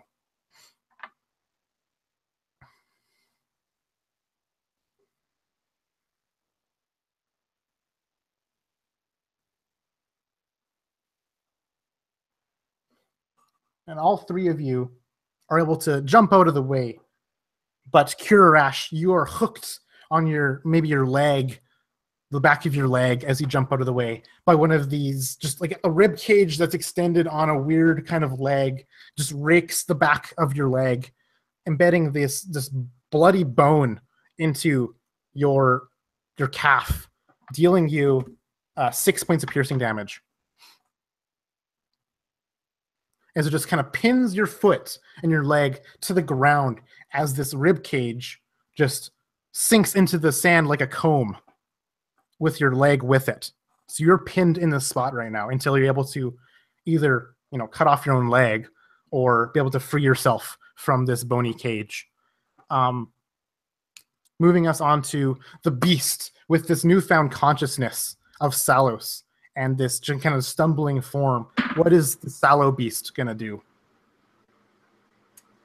I would really imagine if this weren't such a brutal event going on right now, it'd actually be kind of comical because you have this, very small girl now in a 8-foot beast body. And so I think it would be very uncoordinated, but almost interesting if there was still a little bit of chain in there, like either in muscle memory or in, you know what I mean? Like a ghost of him, if that makes sense. I think I'm in the muscle memory, yeah. Yeah, definitely. But you're the pilot. And and so Salos chain beast would at this thing. Yeah, so with its make an attack roll, please. I guess Hank can make the attack roll with his ball and chain at this devourer. Beating a 12 here. Yeah, yes. So you just crush I love it when Salos is the pilot. You just crash into this creature with this spiked ball on this chain. You roll me some damage. Fuck yeah. +3 on this bad boy, and it's a 1. Oh, I re-roll that because of great weapon. Yes. And it's 6 damage. Still 6 damage. First damage of the evening for me, for it. So Salos, you're kind of like weirdly trying to figure how this ball and chain kind of works, but then kind of the muscle memory and the memory of it kind of kicks in. And you're able to do a, not a very strong strike, but a strike nonetheless at this devourer, this fiend of epic proportions. And that was 6 damage, yeah. As it just crunches and just it embeds itself into the soft flesh of a soft part and it just sinks in, and you can kind of feel the sound of just the flesh kind of molding itself around and kind of sucking on this spiky ball that's now embedded into it. And it won't come free without some kind of tug or something. Bringing us up to Cassius.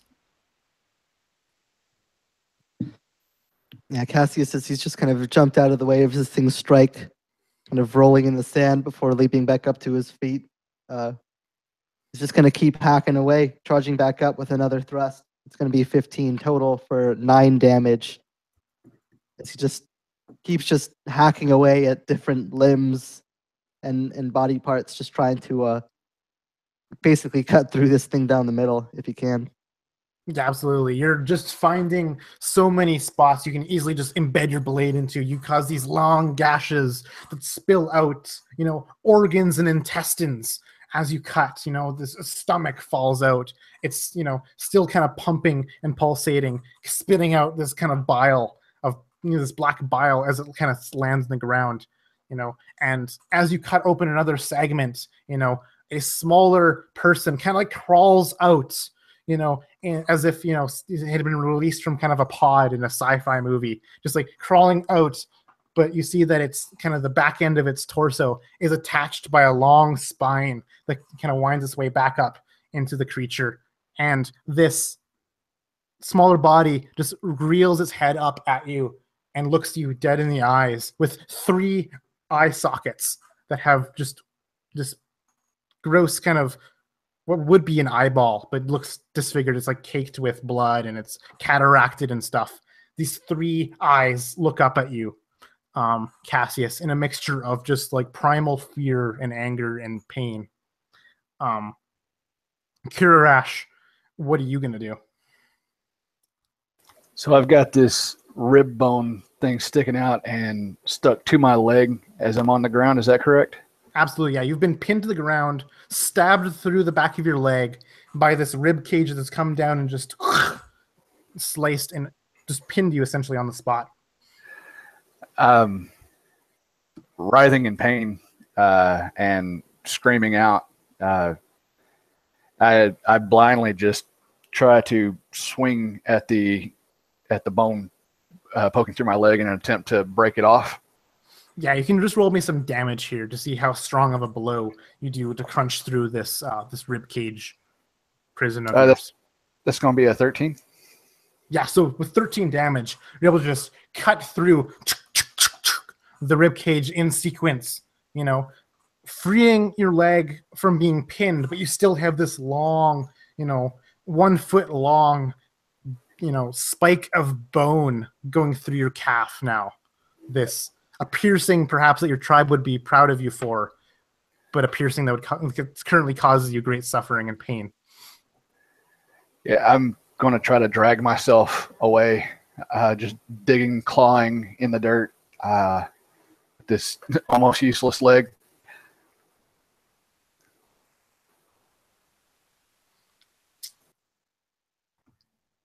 And so this devourer kind of sees you crawling away with one of its many faces. But its attention is taken away as the main kind of head, I put in air quotes, starts kind of writhing and snaking towards Salus's limp body on the ground. And as it approaches it, and you can easily approach it, within an action, and it just picks it up with a long snake-like tongue that extends from one of the faces, and it just wraps around the ankle of Salus's body and pulls her in slowly towards the creature.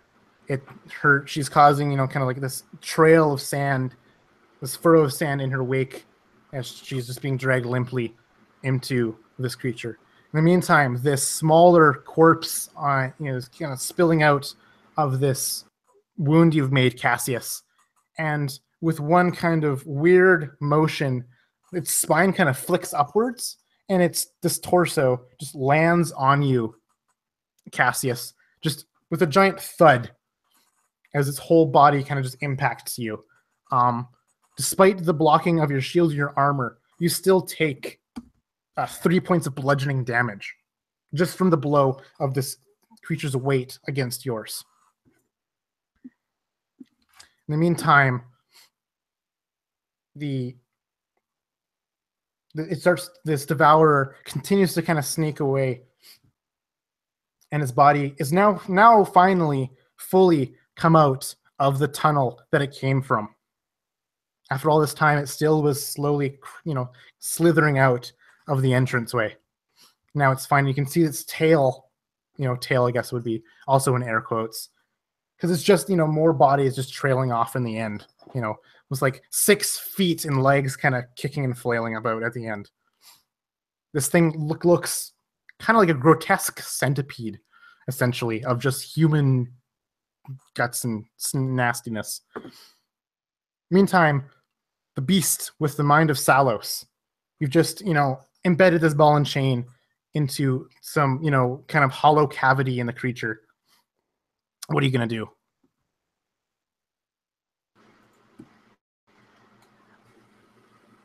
I think against the beast muscle memory which would try to dislodge the ball and chain.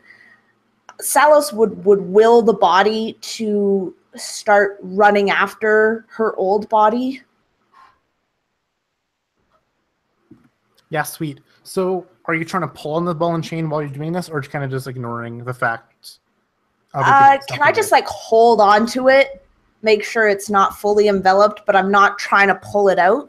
Okay, cool. Yeah, so you just kind of remain your ground. It's not being like sucked into it. It's just being held fast by some kind of like collapsed lung, weird suction action going on with this this creature's random torso that you just struck.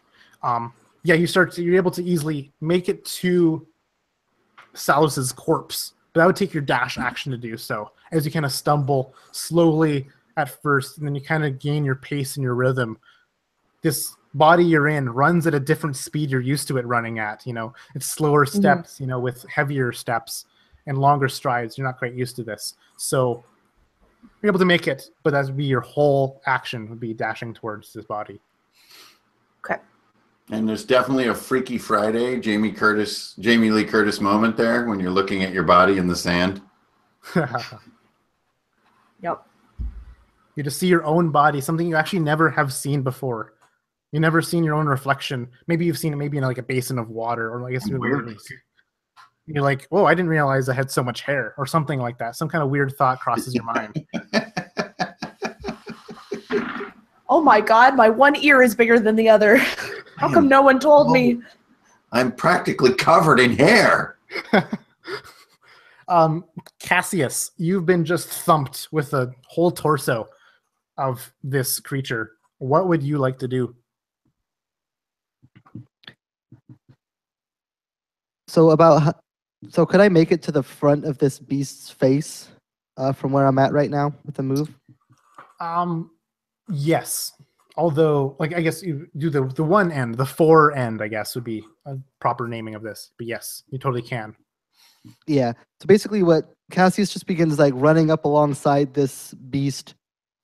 And what I would like to do is just downward thrust my sword through this thing's tongue and pin the tongue into the dirt. Yes, and that's a mod 20 on an attack to do so for 9 damage. Yeah, you're able to actually skewer it, yeah. And he just flips the sword like upside down, so he's holding it reverse grip, and just stabs it, just pinning the tongue just right into the ground, and just driving the sword as deep into the dirt as he can, just trying to keep this thing from devouring any more bodies, more so for his own safety than out of any respect for the dead. What you do notice, as now that you've skewered the tongue into the ground, the tongue continues to retract, but as it does so, the tongue is bisecting itself, cutting it on your blade. This long kind of like slit opening up behind the sword as the body is still being reeled in, but the tongue's kind of just like, you know, being cut open by the sword as it's dragging it along it. As Solus's body, or Salos's body, is being slowly kind of pulled in, reeled in by this creature. Kira Rash, it's your turn. What would you like to do?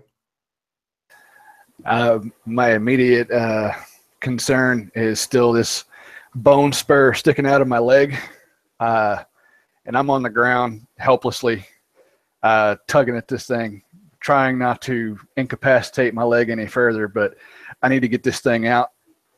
So I pull with all my might. I guess. Oh, that is a natural one. So you rip it out, but as you do so, you realize that on one of the inside curves, it's just studded like serratedly. And as you rip it out, you're just ripping through one of your own arteries as you do so. As you just kind of saw it out. You're able to free it, but doing tremendous damage to your own body. You take 4 slashing damage as you just wrench this thing out. Only 4. Only 4, yeah. Okay. All right. Yeah, that's going to be me. The devourer continues to reel in Salos's body, but then the body hits the blade where you're at, Cassius. Like it's retracted this far. It's trying to pull it in, but it's kind of cutting, in these kind of tugs. The blade kind of digs into the skin of Salos's body a little bit, like. And then one of these heads on its forefront kind of twists around to you. One of these heads that doesn't have the long snaking tongue.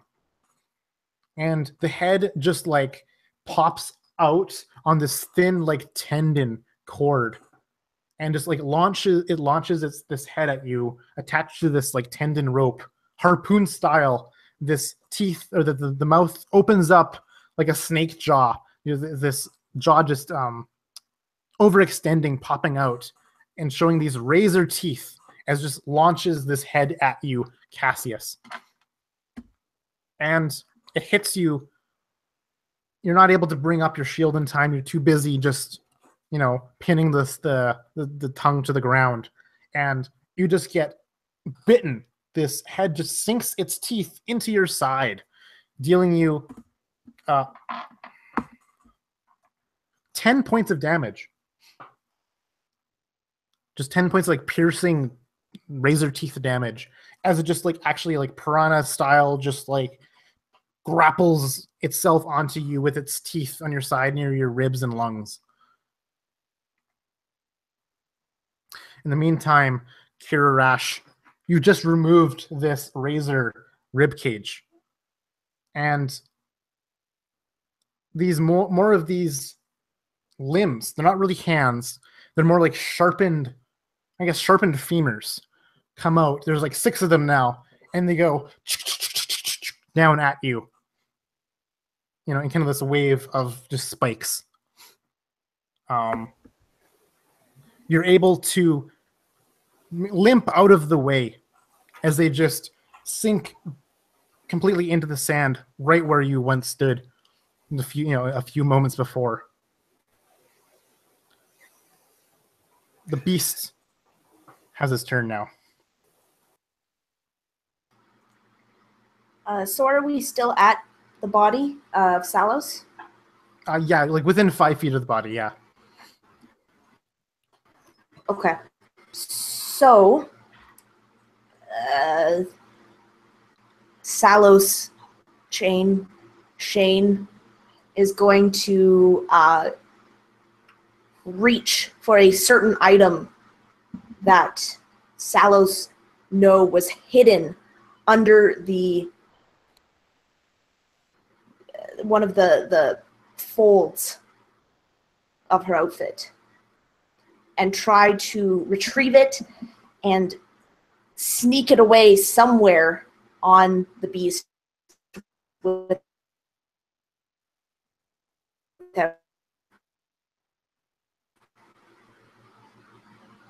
you cut out there at the very end. What do you do when you grab it? Sorry? You want to like tuck it into one of like a hiding part in the beast, is what you said? Yeah, somewhere on so just the like beast. I can imagine the only orifice available is one that's very uncomfortable. No, I'm kidding. You're able to probably find some pocket or like belt loop that you can easily tuck this into. Okay. Cassius is nearby, and Cassius would catch a glint of what this object was. What would Cassius see in this? I guess that's not really a swift motion because you have these clumsy, meaty hands, just thud into the Salos and just maybe even rip the cloth out where this object is, and just you have this thing. I would imagine that the cloth would kind of unveil a little bit and reveal the glint of a dagger. And what Cassius would see was this dagger has a very odd sheen to it. It's kind of tinged red, like it was dipped in something red, and it had kind of formed a little bit of a barrier around the blade. Sweet, yeah. So you're able to grab this item and just stow it away somewhere on the beast's bodies and pocket. You know, you got these multiple pockets, I imagine, or folds in your, very low amount of clothing that the beast wears. Yes, That was I close. That was really close. But yeah, you take 1 point of piercing damage as you put it away somewhere. No, okay, all right. You're able to grab this item as as Salus's body is just being rammed into the blade of Cassius, as it's kind of just embedded in the ground.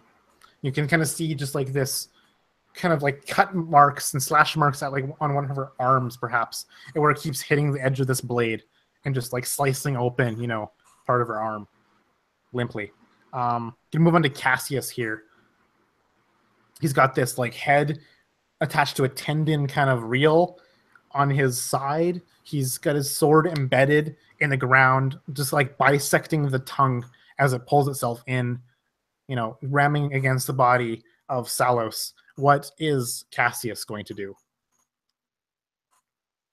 So Cassius kind of stomps 1 foot down onto Salos's corpse, trying to at least keep it in place long enough. And then he kind of tugs on the blade, pulling it out. And what I'd like to do is basically, as I rip it out, basically slash at this tongue and just bring it like executioner style down, trying to cut the tongue in half. Absolutely. That is a 23 to hit for 8 damage. I would let you even do this attack with advantage. But yeah, you hit with, this 8 points of damage. You're able to cleave this tongue easily and just slice through it. And immediately, Salus's body kind of goes limp underneath your footing, no longer being tugged by the tongue of this creature. But the face that's on your side continues to just like chomp on you, like Piranha Pete style. Just nom nom nom nom nom, digging into your flesh. Kira Rash, you just I guess is he kind of dropped out here. We're gonna skip him. Keep the action pace going. We'll let him jump in when he comes back. The Devourer continues to have its face just munch on your side, Cassius. You have let it sit there, and it's got its grip and footing, or I guess it's toothing on you. And so it just continues to chop and dig its fangs into you, dealing you 7 points of piercing damage.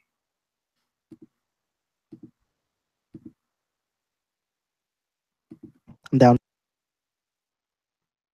Yeah, and so I imagine like maybe it finally pierces your lung deep enough, like you're able to bite deep enough to pierce your lung. And you just start gasping for air, and you crouch on one knee. The Devourer looks to, I guess it's hard to have it look. One of its many appendages, actually its whole forebody, its whole front of the body kind of wrenches forward. And just with one sweeping motion, it kind of just, with a giant sweep, it just smacks against the side of the beast, trying to just throw him essentially a few yards. I'm going to make you make a dexterity save there, Mr. Beast, to get out of the way of this giant sweeping centipede monster. You're able to just duck out just in time. You were, maybe this creature misjudged your distance because maybe it has a hard time seeing. I don't know. You're able to just like rail back. Maybe the reflexes and instincts that Salos has is able to just kick in, and using the tremendous might that the beast has, along with the nimbleness and quick action that Salos has, you're able to just fly backwards, essentially jumping backwards, leaping away to avoid the sweeping motion of this giant monster. And it is your turn, Beast Salos. What are you guys going to do? Yeah, that's what we're going to do.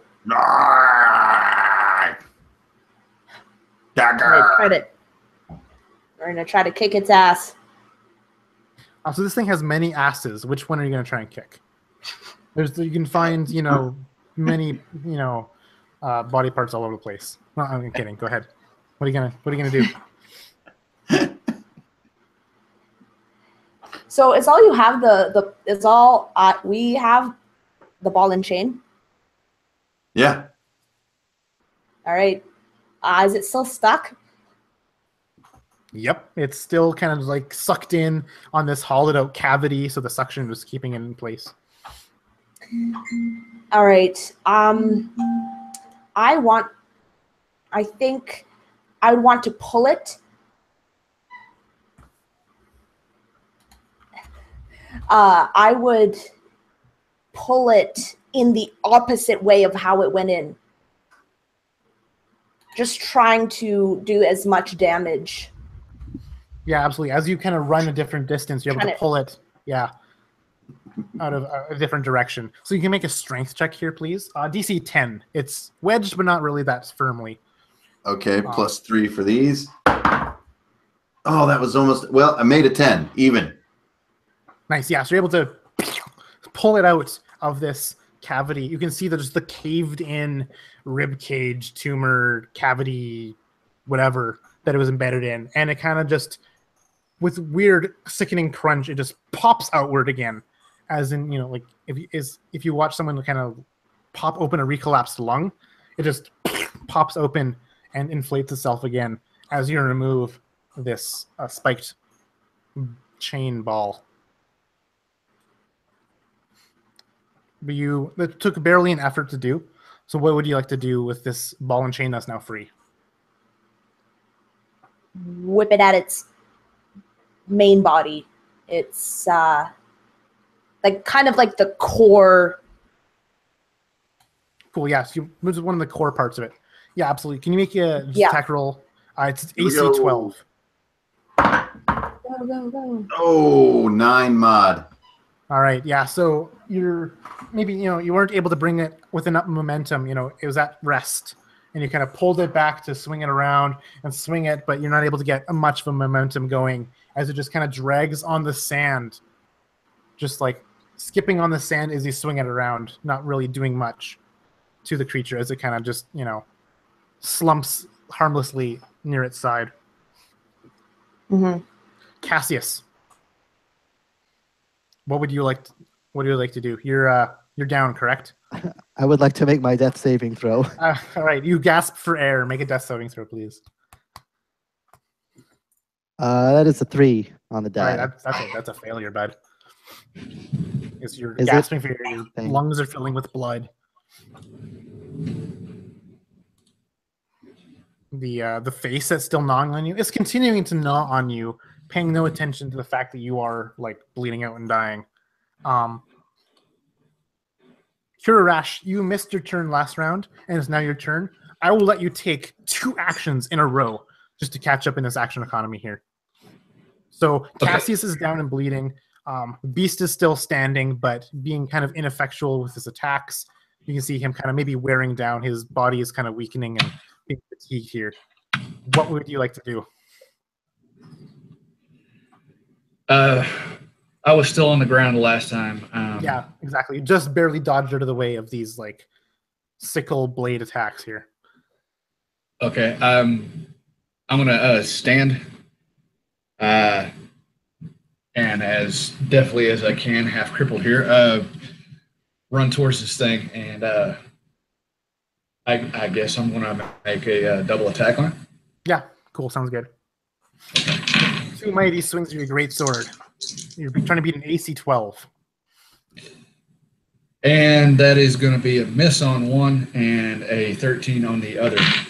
So you're able to just come down with this great sword. Your first attack maybe was off balance with your bad gimp leg. At least got max damage. So, yeah, that's 15. You cut into it for a 15 damage. Just slicing just completely through its midsection, splitting this long centipede creature into 2 parts, essentially, that continue to move almost in synchrony with each other still, despite them being cleaved entirely. You got a segment here that's about 10, 15 feet in length near the front, and the rest of it, the rest of the 35 feet trailing behind it. as you just cleaved right through this midsection of this creature. Okay. Awesome. Now bisected into two individual creatures. The first devourer, the front devourer, it's kind of like its harpoon mouth that it launched at you, Cassius, continues just to savage your body and rip at your flesh and tendons and bones. It's going to automatically cause you a death failure here. In the meantime, the rear half of the devourer is going to start coiling around you, Kurarash, kind of like constrictor snake style, where not only is it trying to constrict you, it's also just kind of just like rip into your body with the many, appendages sticking out of it. Its movements are pretty dang swift. So I would let you make a dexterity save here, but at probably like a DC 16. Dice don't fail me now. Yeah, that's going to be an 11. Yeah, so this devourer wraps around you constrictor style, and as it's just like these bony protrusions stick into your flesh, and these claws rake at your skin, your lungs just are crushed, and the air is pushed out of them, and just one sickening crunch. Maybe you feel rib cage snapping under this pressure. Mm. You hear the devourer kind of speak up in this weird choir of voices, now very desynchronous in like one is a little bit delayed after the other of the two body parts. If I had a sound effect, I'd do it here, but it says, "Soon the feasting shall begin." And of course, with a slight delay, it just causes this weird, like desynchronous noise from these multiple choir of mouths. The beast. It is your turn. What would you like to do? Roar!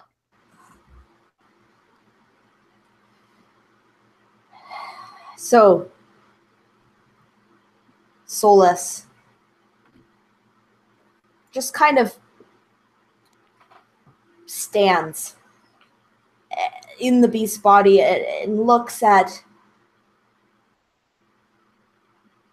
Kurarash and Cassius. Kurarash being strangled by this thing, Cassius down, and she hears the din from the crowd, and she looks up at that beast who was once her master. And she just kind of shakes her head and sighs, and she just kind of says to herself and to what is left of the beast, she says, "My family is dead. This is more important." And she would take out this dagger and attempt to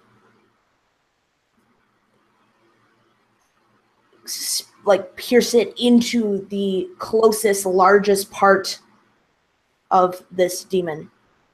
Yeah. Attack roll with AC 12, please. As you plunge this wicked dagger coated in some unknown material. Come on, baby.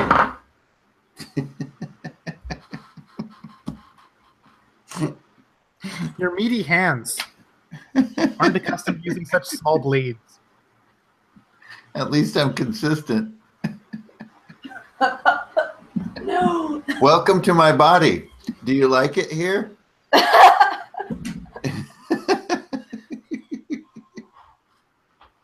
Now I know what body dysmorphia feels like. You get a 1. Yeah.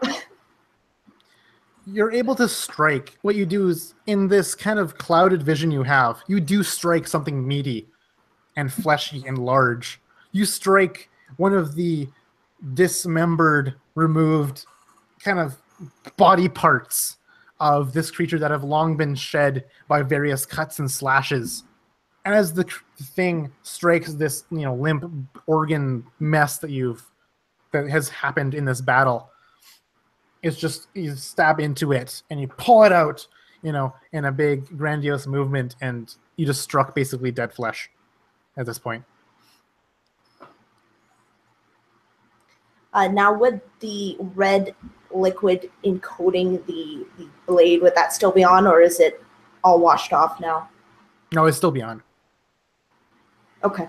It's more like some kind of resin. Yeah. More like a resin than like a liquid that's been smeared on it. Yeah. Sorry, I couldn't think of the word. Yeah. Words are hard. But yeah, this resined blade kind of just slices into this husk, this we call it this, not just scattered, the shredded husk of part of itself, and just you pull it out and it does nothing because you struck the wrong part of the creature. Right. Okay. Brings us to Cassius, who's just being eaten alive by this head on a tendon. He's on the ground and his lungs are filling with blood. How about that death save? That is a pass. All right, you're able to cling on for another moment longer. But if left unchecked, this head on a rope, tendon rope, will eventually just carve its way through you. Kirarash, you're being crushed by this snaking coil of the bottom half of this creature. Your limbs are restricted. Your ribs have started to buckle and snap, poking into your lungs and your interior organs. What are you going to do? Are my arms free? Nope. You could try to wiggle your arms free with perhaps like a dexterity check to kind of wiggle them free. But if you want to kind of brute strength it out, it's going to be much tougher to do. Okay. Yeah, I'm going to try to do a dexterity. Cool. Yeah, if you got any proficiency in acrobatics, you can apply it here. Otherwise, just a straight dexterity roll to maybe get one of your arms free. Okay, yeah, it'll just be straight dexterity. I got athletics. Yeah, DC 13 here. Rolled a 1. All right, yeah, no, you managed to somehow kind of just dig yourself in a little bit further, or maybe as you kind of extend and try to move one of your arms, it's like quicksand in that, if you struggle, it'll just sink, you'll sink even faster and further. So as you kind of move and wriggle and writhe, its grip on you just continues to just strengthen and coil tighter around you. You'll take like 3 points of bludgeoning damage as it coils stronger around you. Cassius, this head continues just to savage this one side of you. It's dug itself a nice just hole in your side as it's just eating at anything it can get at. It's going to incur another death failure onto you. And this, I believe, will cause the death of Cassius. Indeed it will. As Cassius falls, devoured by the devourer, his life just empties from his body. Immediately, the devourer kind of just sucks in something and feels invigorated by causing the death of Cassius. It's with these little tendons and fingers, like imagine like fetus hands reaching out. The two dismembered, two bisected parts of it start to reach at each other to regenerate itself and coil itself and knit itself together. It just starts to, as these like little fingers merge with each other or reach towards each other, they kind of merge and dissolve into each other, knitting its form back together. The devourer continues to crush at you further, Kirarash, doing another 2 points of bludgeoning damage to you, crushing the life out of you.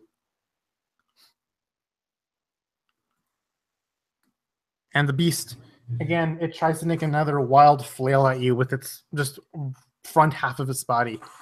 Make another dexterity save, please, here.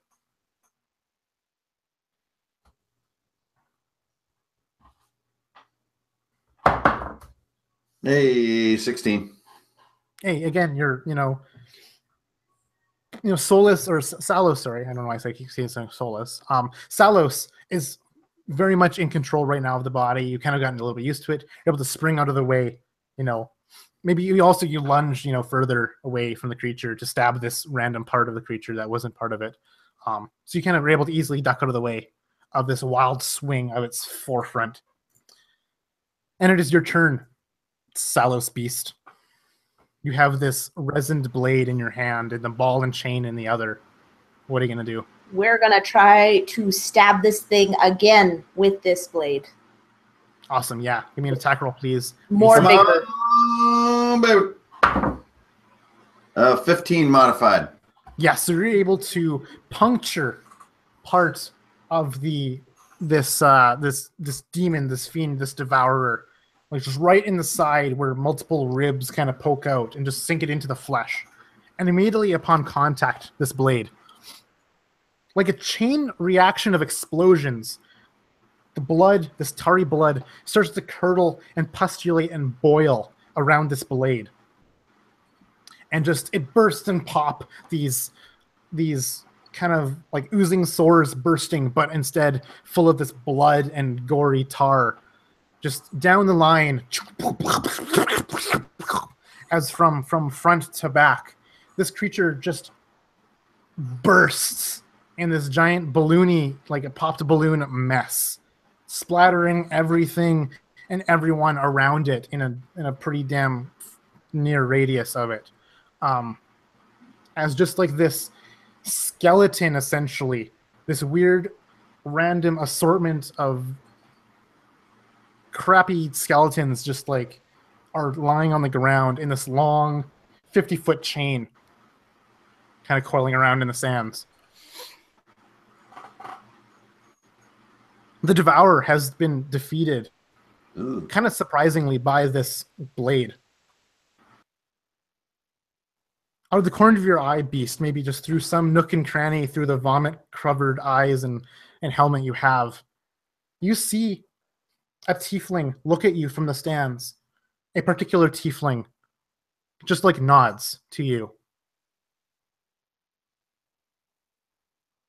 And then the announcer starts to come down on his, chain link cage he has on the top of this dome.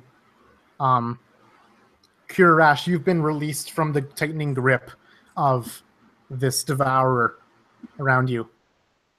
This announcer continues to descend, and with his loudspeaker mouth, he announces, "Congratulations, you have defeated the Devourer of 1,000 souls. Yet there is still not a victor. 2 of you still stand. Only one may walk free. Welcome to round 3.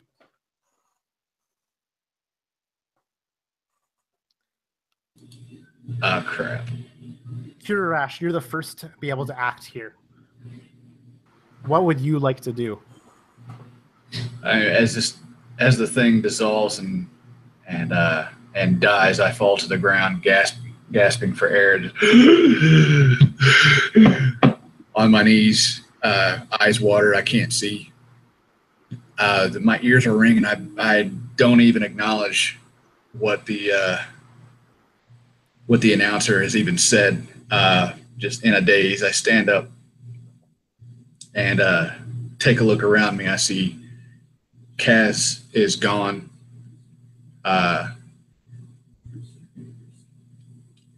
And I'm not sure what to make of it, so I start to stumble towards Beast, still dazed out.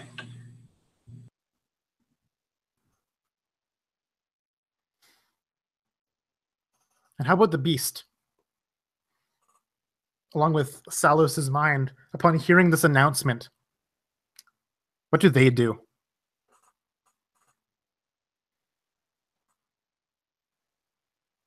I can't say. It's up to you, Salos.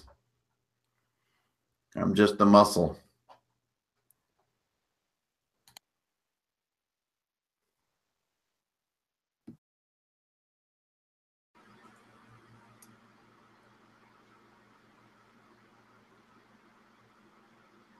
How does the blade look? the blade has disintegrated essentially from this explosion of demonic blood and tar that's just coated it, and it's like withered it away essentially. These like weird kind of like charcoaly lumps. Have you ever seen like sugar burn, like these caramelized lumps essentially have coated the edge of this blade? But like the blade itself is not even there. It's just like been carbonized, if that makes any sense, in this kind of brittle remnant of what it used to be. And if you were to shake it a little too strongly, the whole blade would snap and fall apart and disintegrate.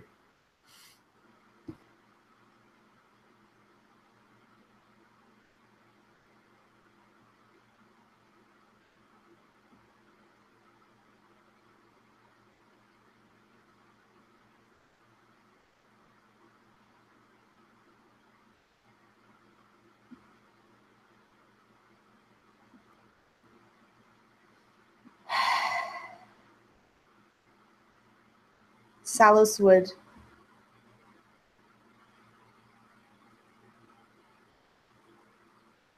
look to Kuresh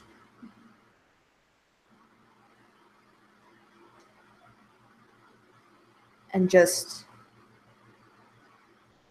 shake her head, willing to make the first move, but you can still that they get into fighting position.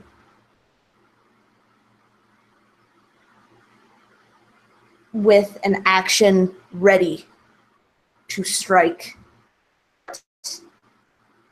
She just continues to shake her head. So mechanically speaking, are you readying your action to strike at Kuresh if he advances upon you, yes, like violently? Awesome. As soon as he makes an action to come towards me aggressively, then I would attack. Oh, whoops. All right, Kuresh. What are you gonna do now? As just the beast starts kind of like twirling the ball and chain, kind of giving it a little bit of momentum, and staring you kind of deadpan in the face and like shaking his head. The game becomes clear by the look in her face. And again, flashes of my people, the awful deaths they met at the hands of these demons. I look around, everything kind of goes into a slow motion as I take in the crowd yelling and screaming for blood. And I understand. I don't know where my sword is from here, but I know one of us isn't walking out of here. So mustering all the bravery I can, I launch myself towards my new enemy. And I'll make an attack roll. And so will the beast. Okay, so how will this work? Let's resolve both attacks simultaneously. In just like the slow motion, you launch yourself at the beast. The beast reels up this ball and chain up in a strike. And I'd imagine that both of these strikes would like happen at the same time. Just in this epic slow motion duel to the death.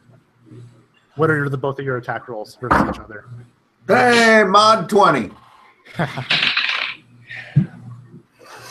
That's going to be a mod 11 for me.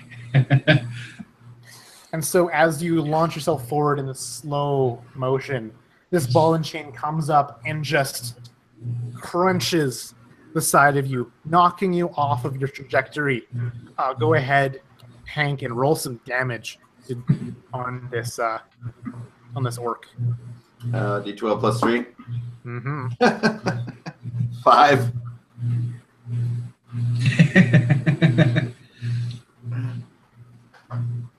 All right.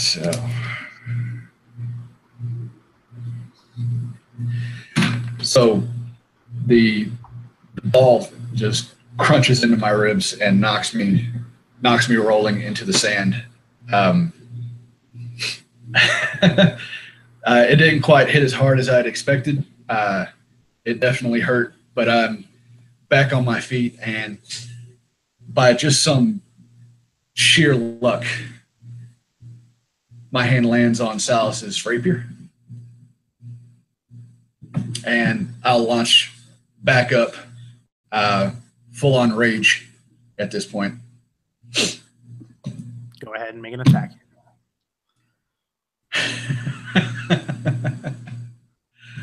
That's a 1.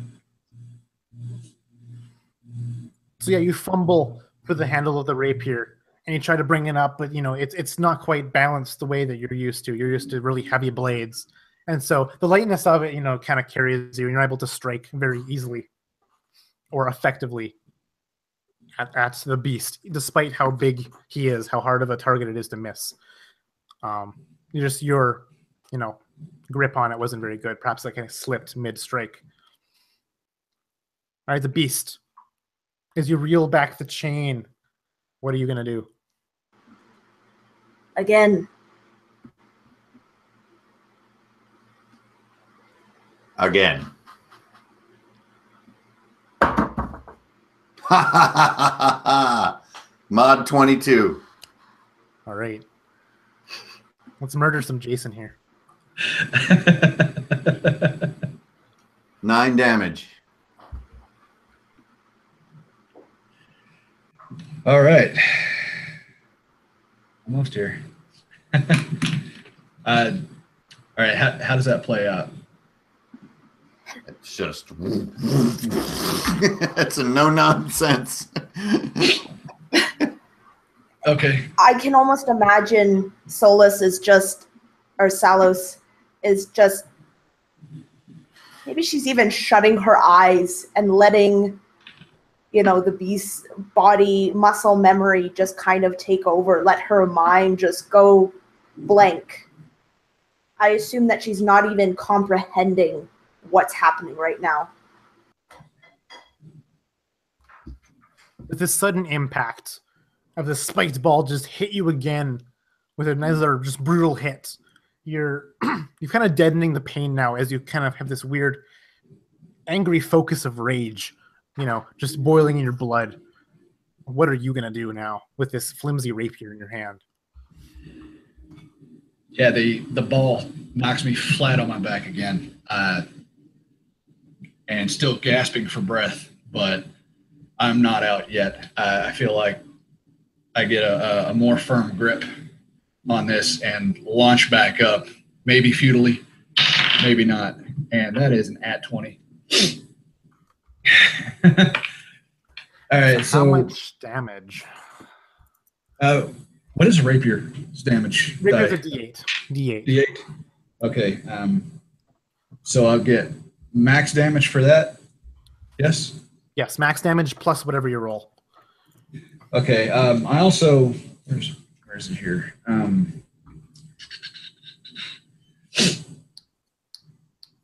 Savage attacks on a crit hit. I roll another damage die on top of it. So roll another D8 on top of that. Yeah.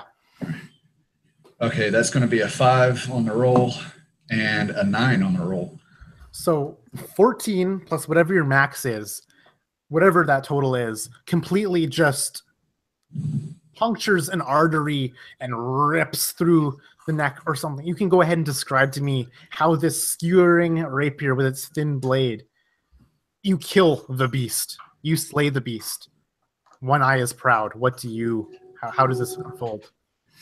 I imagine that as I'm onto my knee and launch the attack, it's just from the ground straight up, and I drive this blade straight on the bottom of his jaw, at the top of his neck, and out the back of his skull, and hilt deep to the chin. Right through Salos. as I grab the back of his neck and just make sure it's there and watch the life fade from my former companion. And we fall backwards as he hits the ground, unable to really be proud of how this just ended.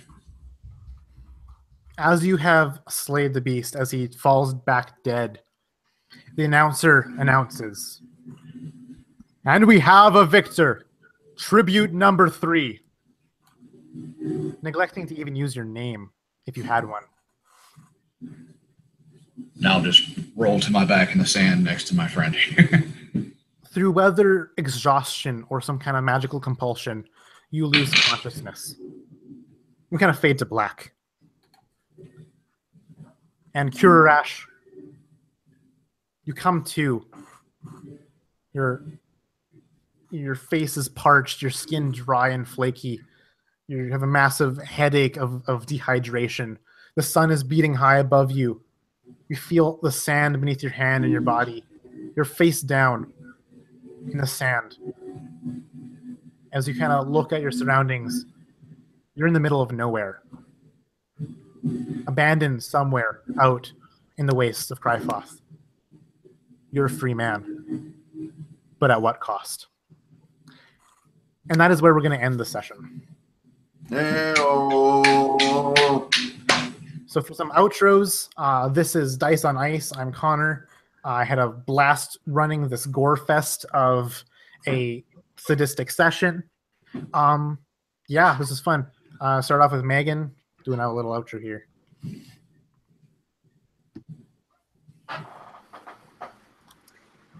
Yeah, had a blast. Totally awesome. I threw some curveballs at our DM, and he delivered more than I could have ever hoped. That was awesome.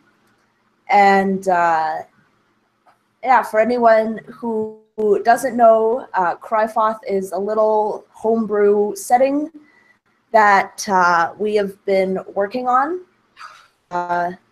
I think this was a really awesome take on it. This really, really set the scene. Yeah, I know I had a great time, so thanks for running it. And then on to Hank. Hey, I've never been driven by another player before. So that, glad I wore 2 pairs of pants for that one. But it was very poetic in a strange way that will find its way into some piece of writing, that's for sure. Absolutely brutal. But I'm kind of happy because I got all those low rolls out of the way. So whoever I play with next, you better watch the fuck out because my dice will be renewed.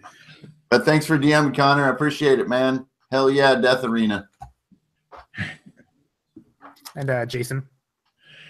Yeah, that was indescribably cool, man. That demon creature centipede thing at the last of it there was pretty scary. I really appreciate you having me on here. That was a whole lot of fun. Didn't exactly end how I thought it would, but it was awesome either way. Thank you for running this, man. Thank you for having me. And I look forward to playing in Crifoth again at some point. Yeah, thank you for playing. It was a blast. And lastly, and of course not leastly, because why would he be leastly again? Jeff. I might be leastly. It's definitely possible. Yeah, I'm Jeff from Encounter Balance, and yeah, it was a lot of fun. Always like it when DMs aren't afraid to bring on some pain and just start beating up on players. It's for me, that's the kind of game that I love. No punches pulled and no damage left undone. So yeah, it was a lot of fun. And second time playing in the setting, and second time I've enjoyed it. So I really like what you guys are doing so far with it. Awesome. Thanks for guys for playing. To those of you watching, thanks for sticking around. I know that at one point we had like 6 or 7 viewers. Congratulations on attending these Nerds Do Nerdy Stuff and get brutally murdered. For those of you watching, may your dice roll high and low a proper number of times proportional to statistics so that you're not seen as a cheater. And everyone have a good night.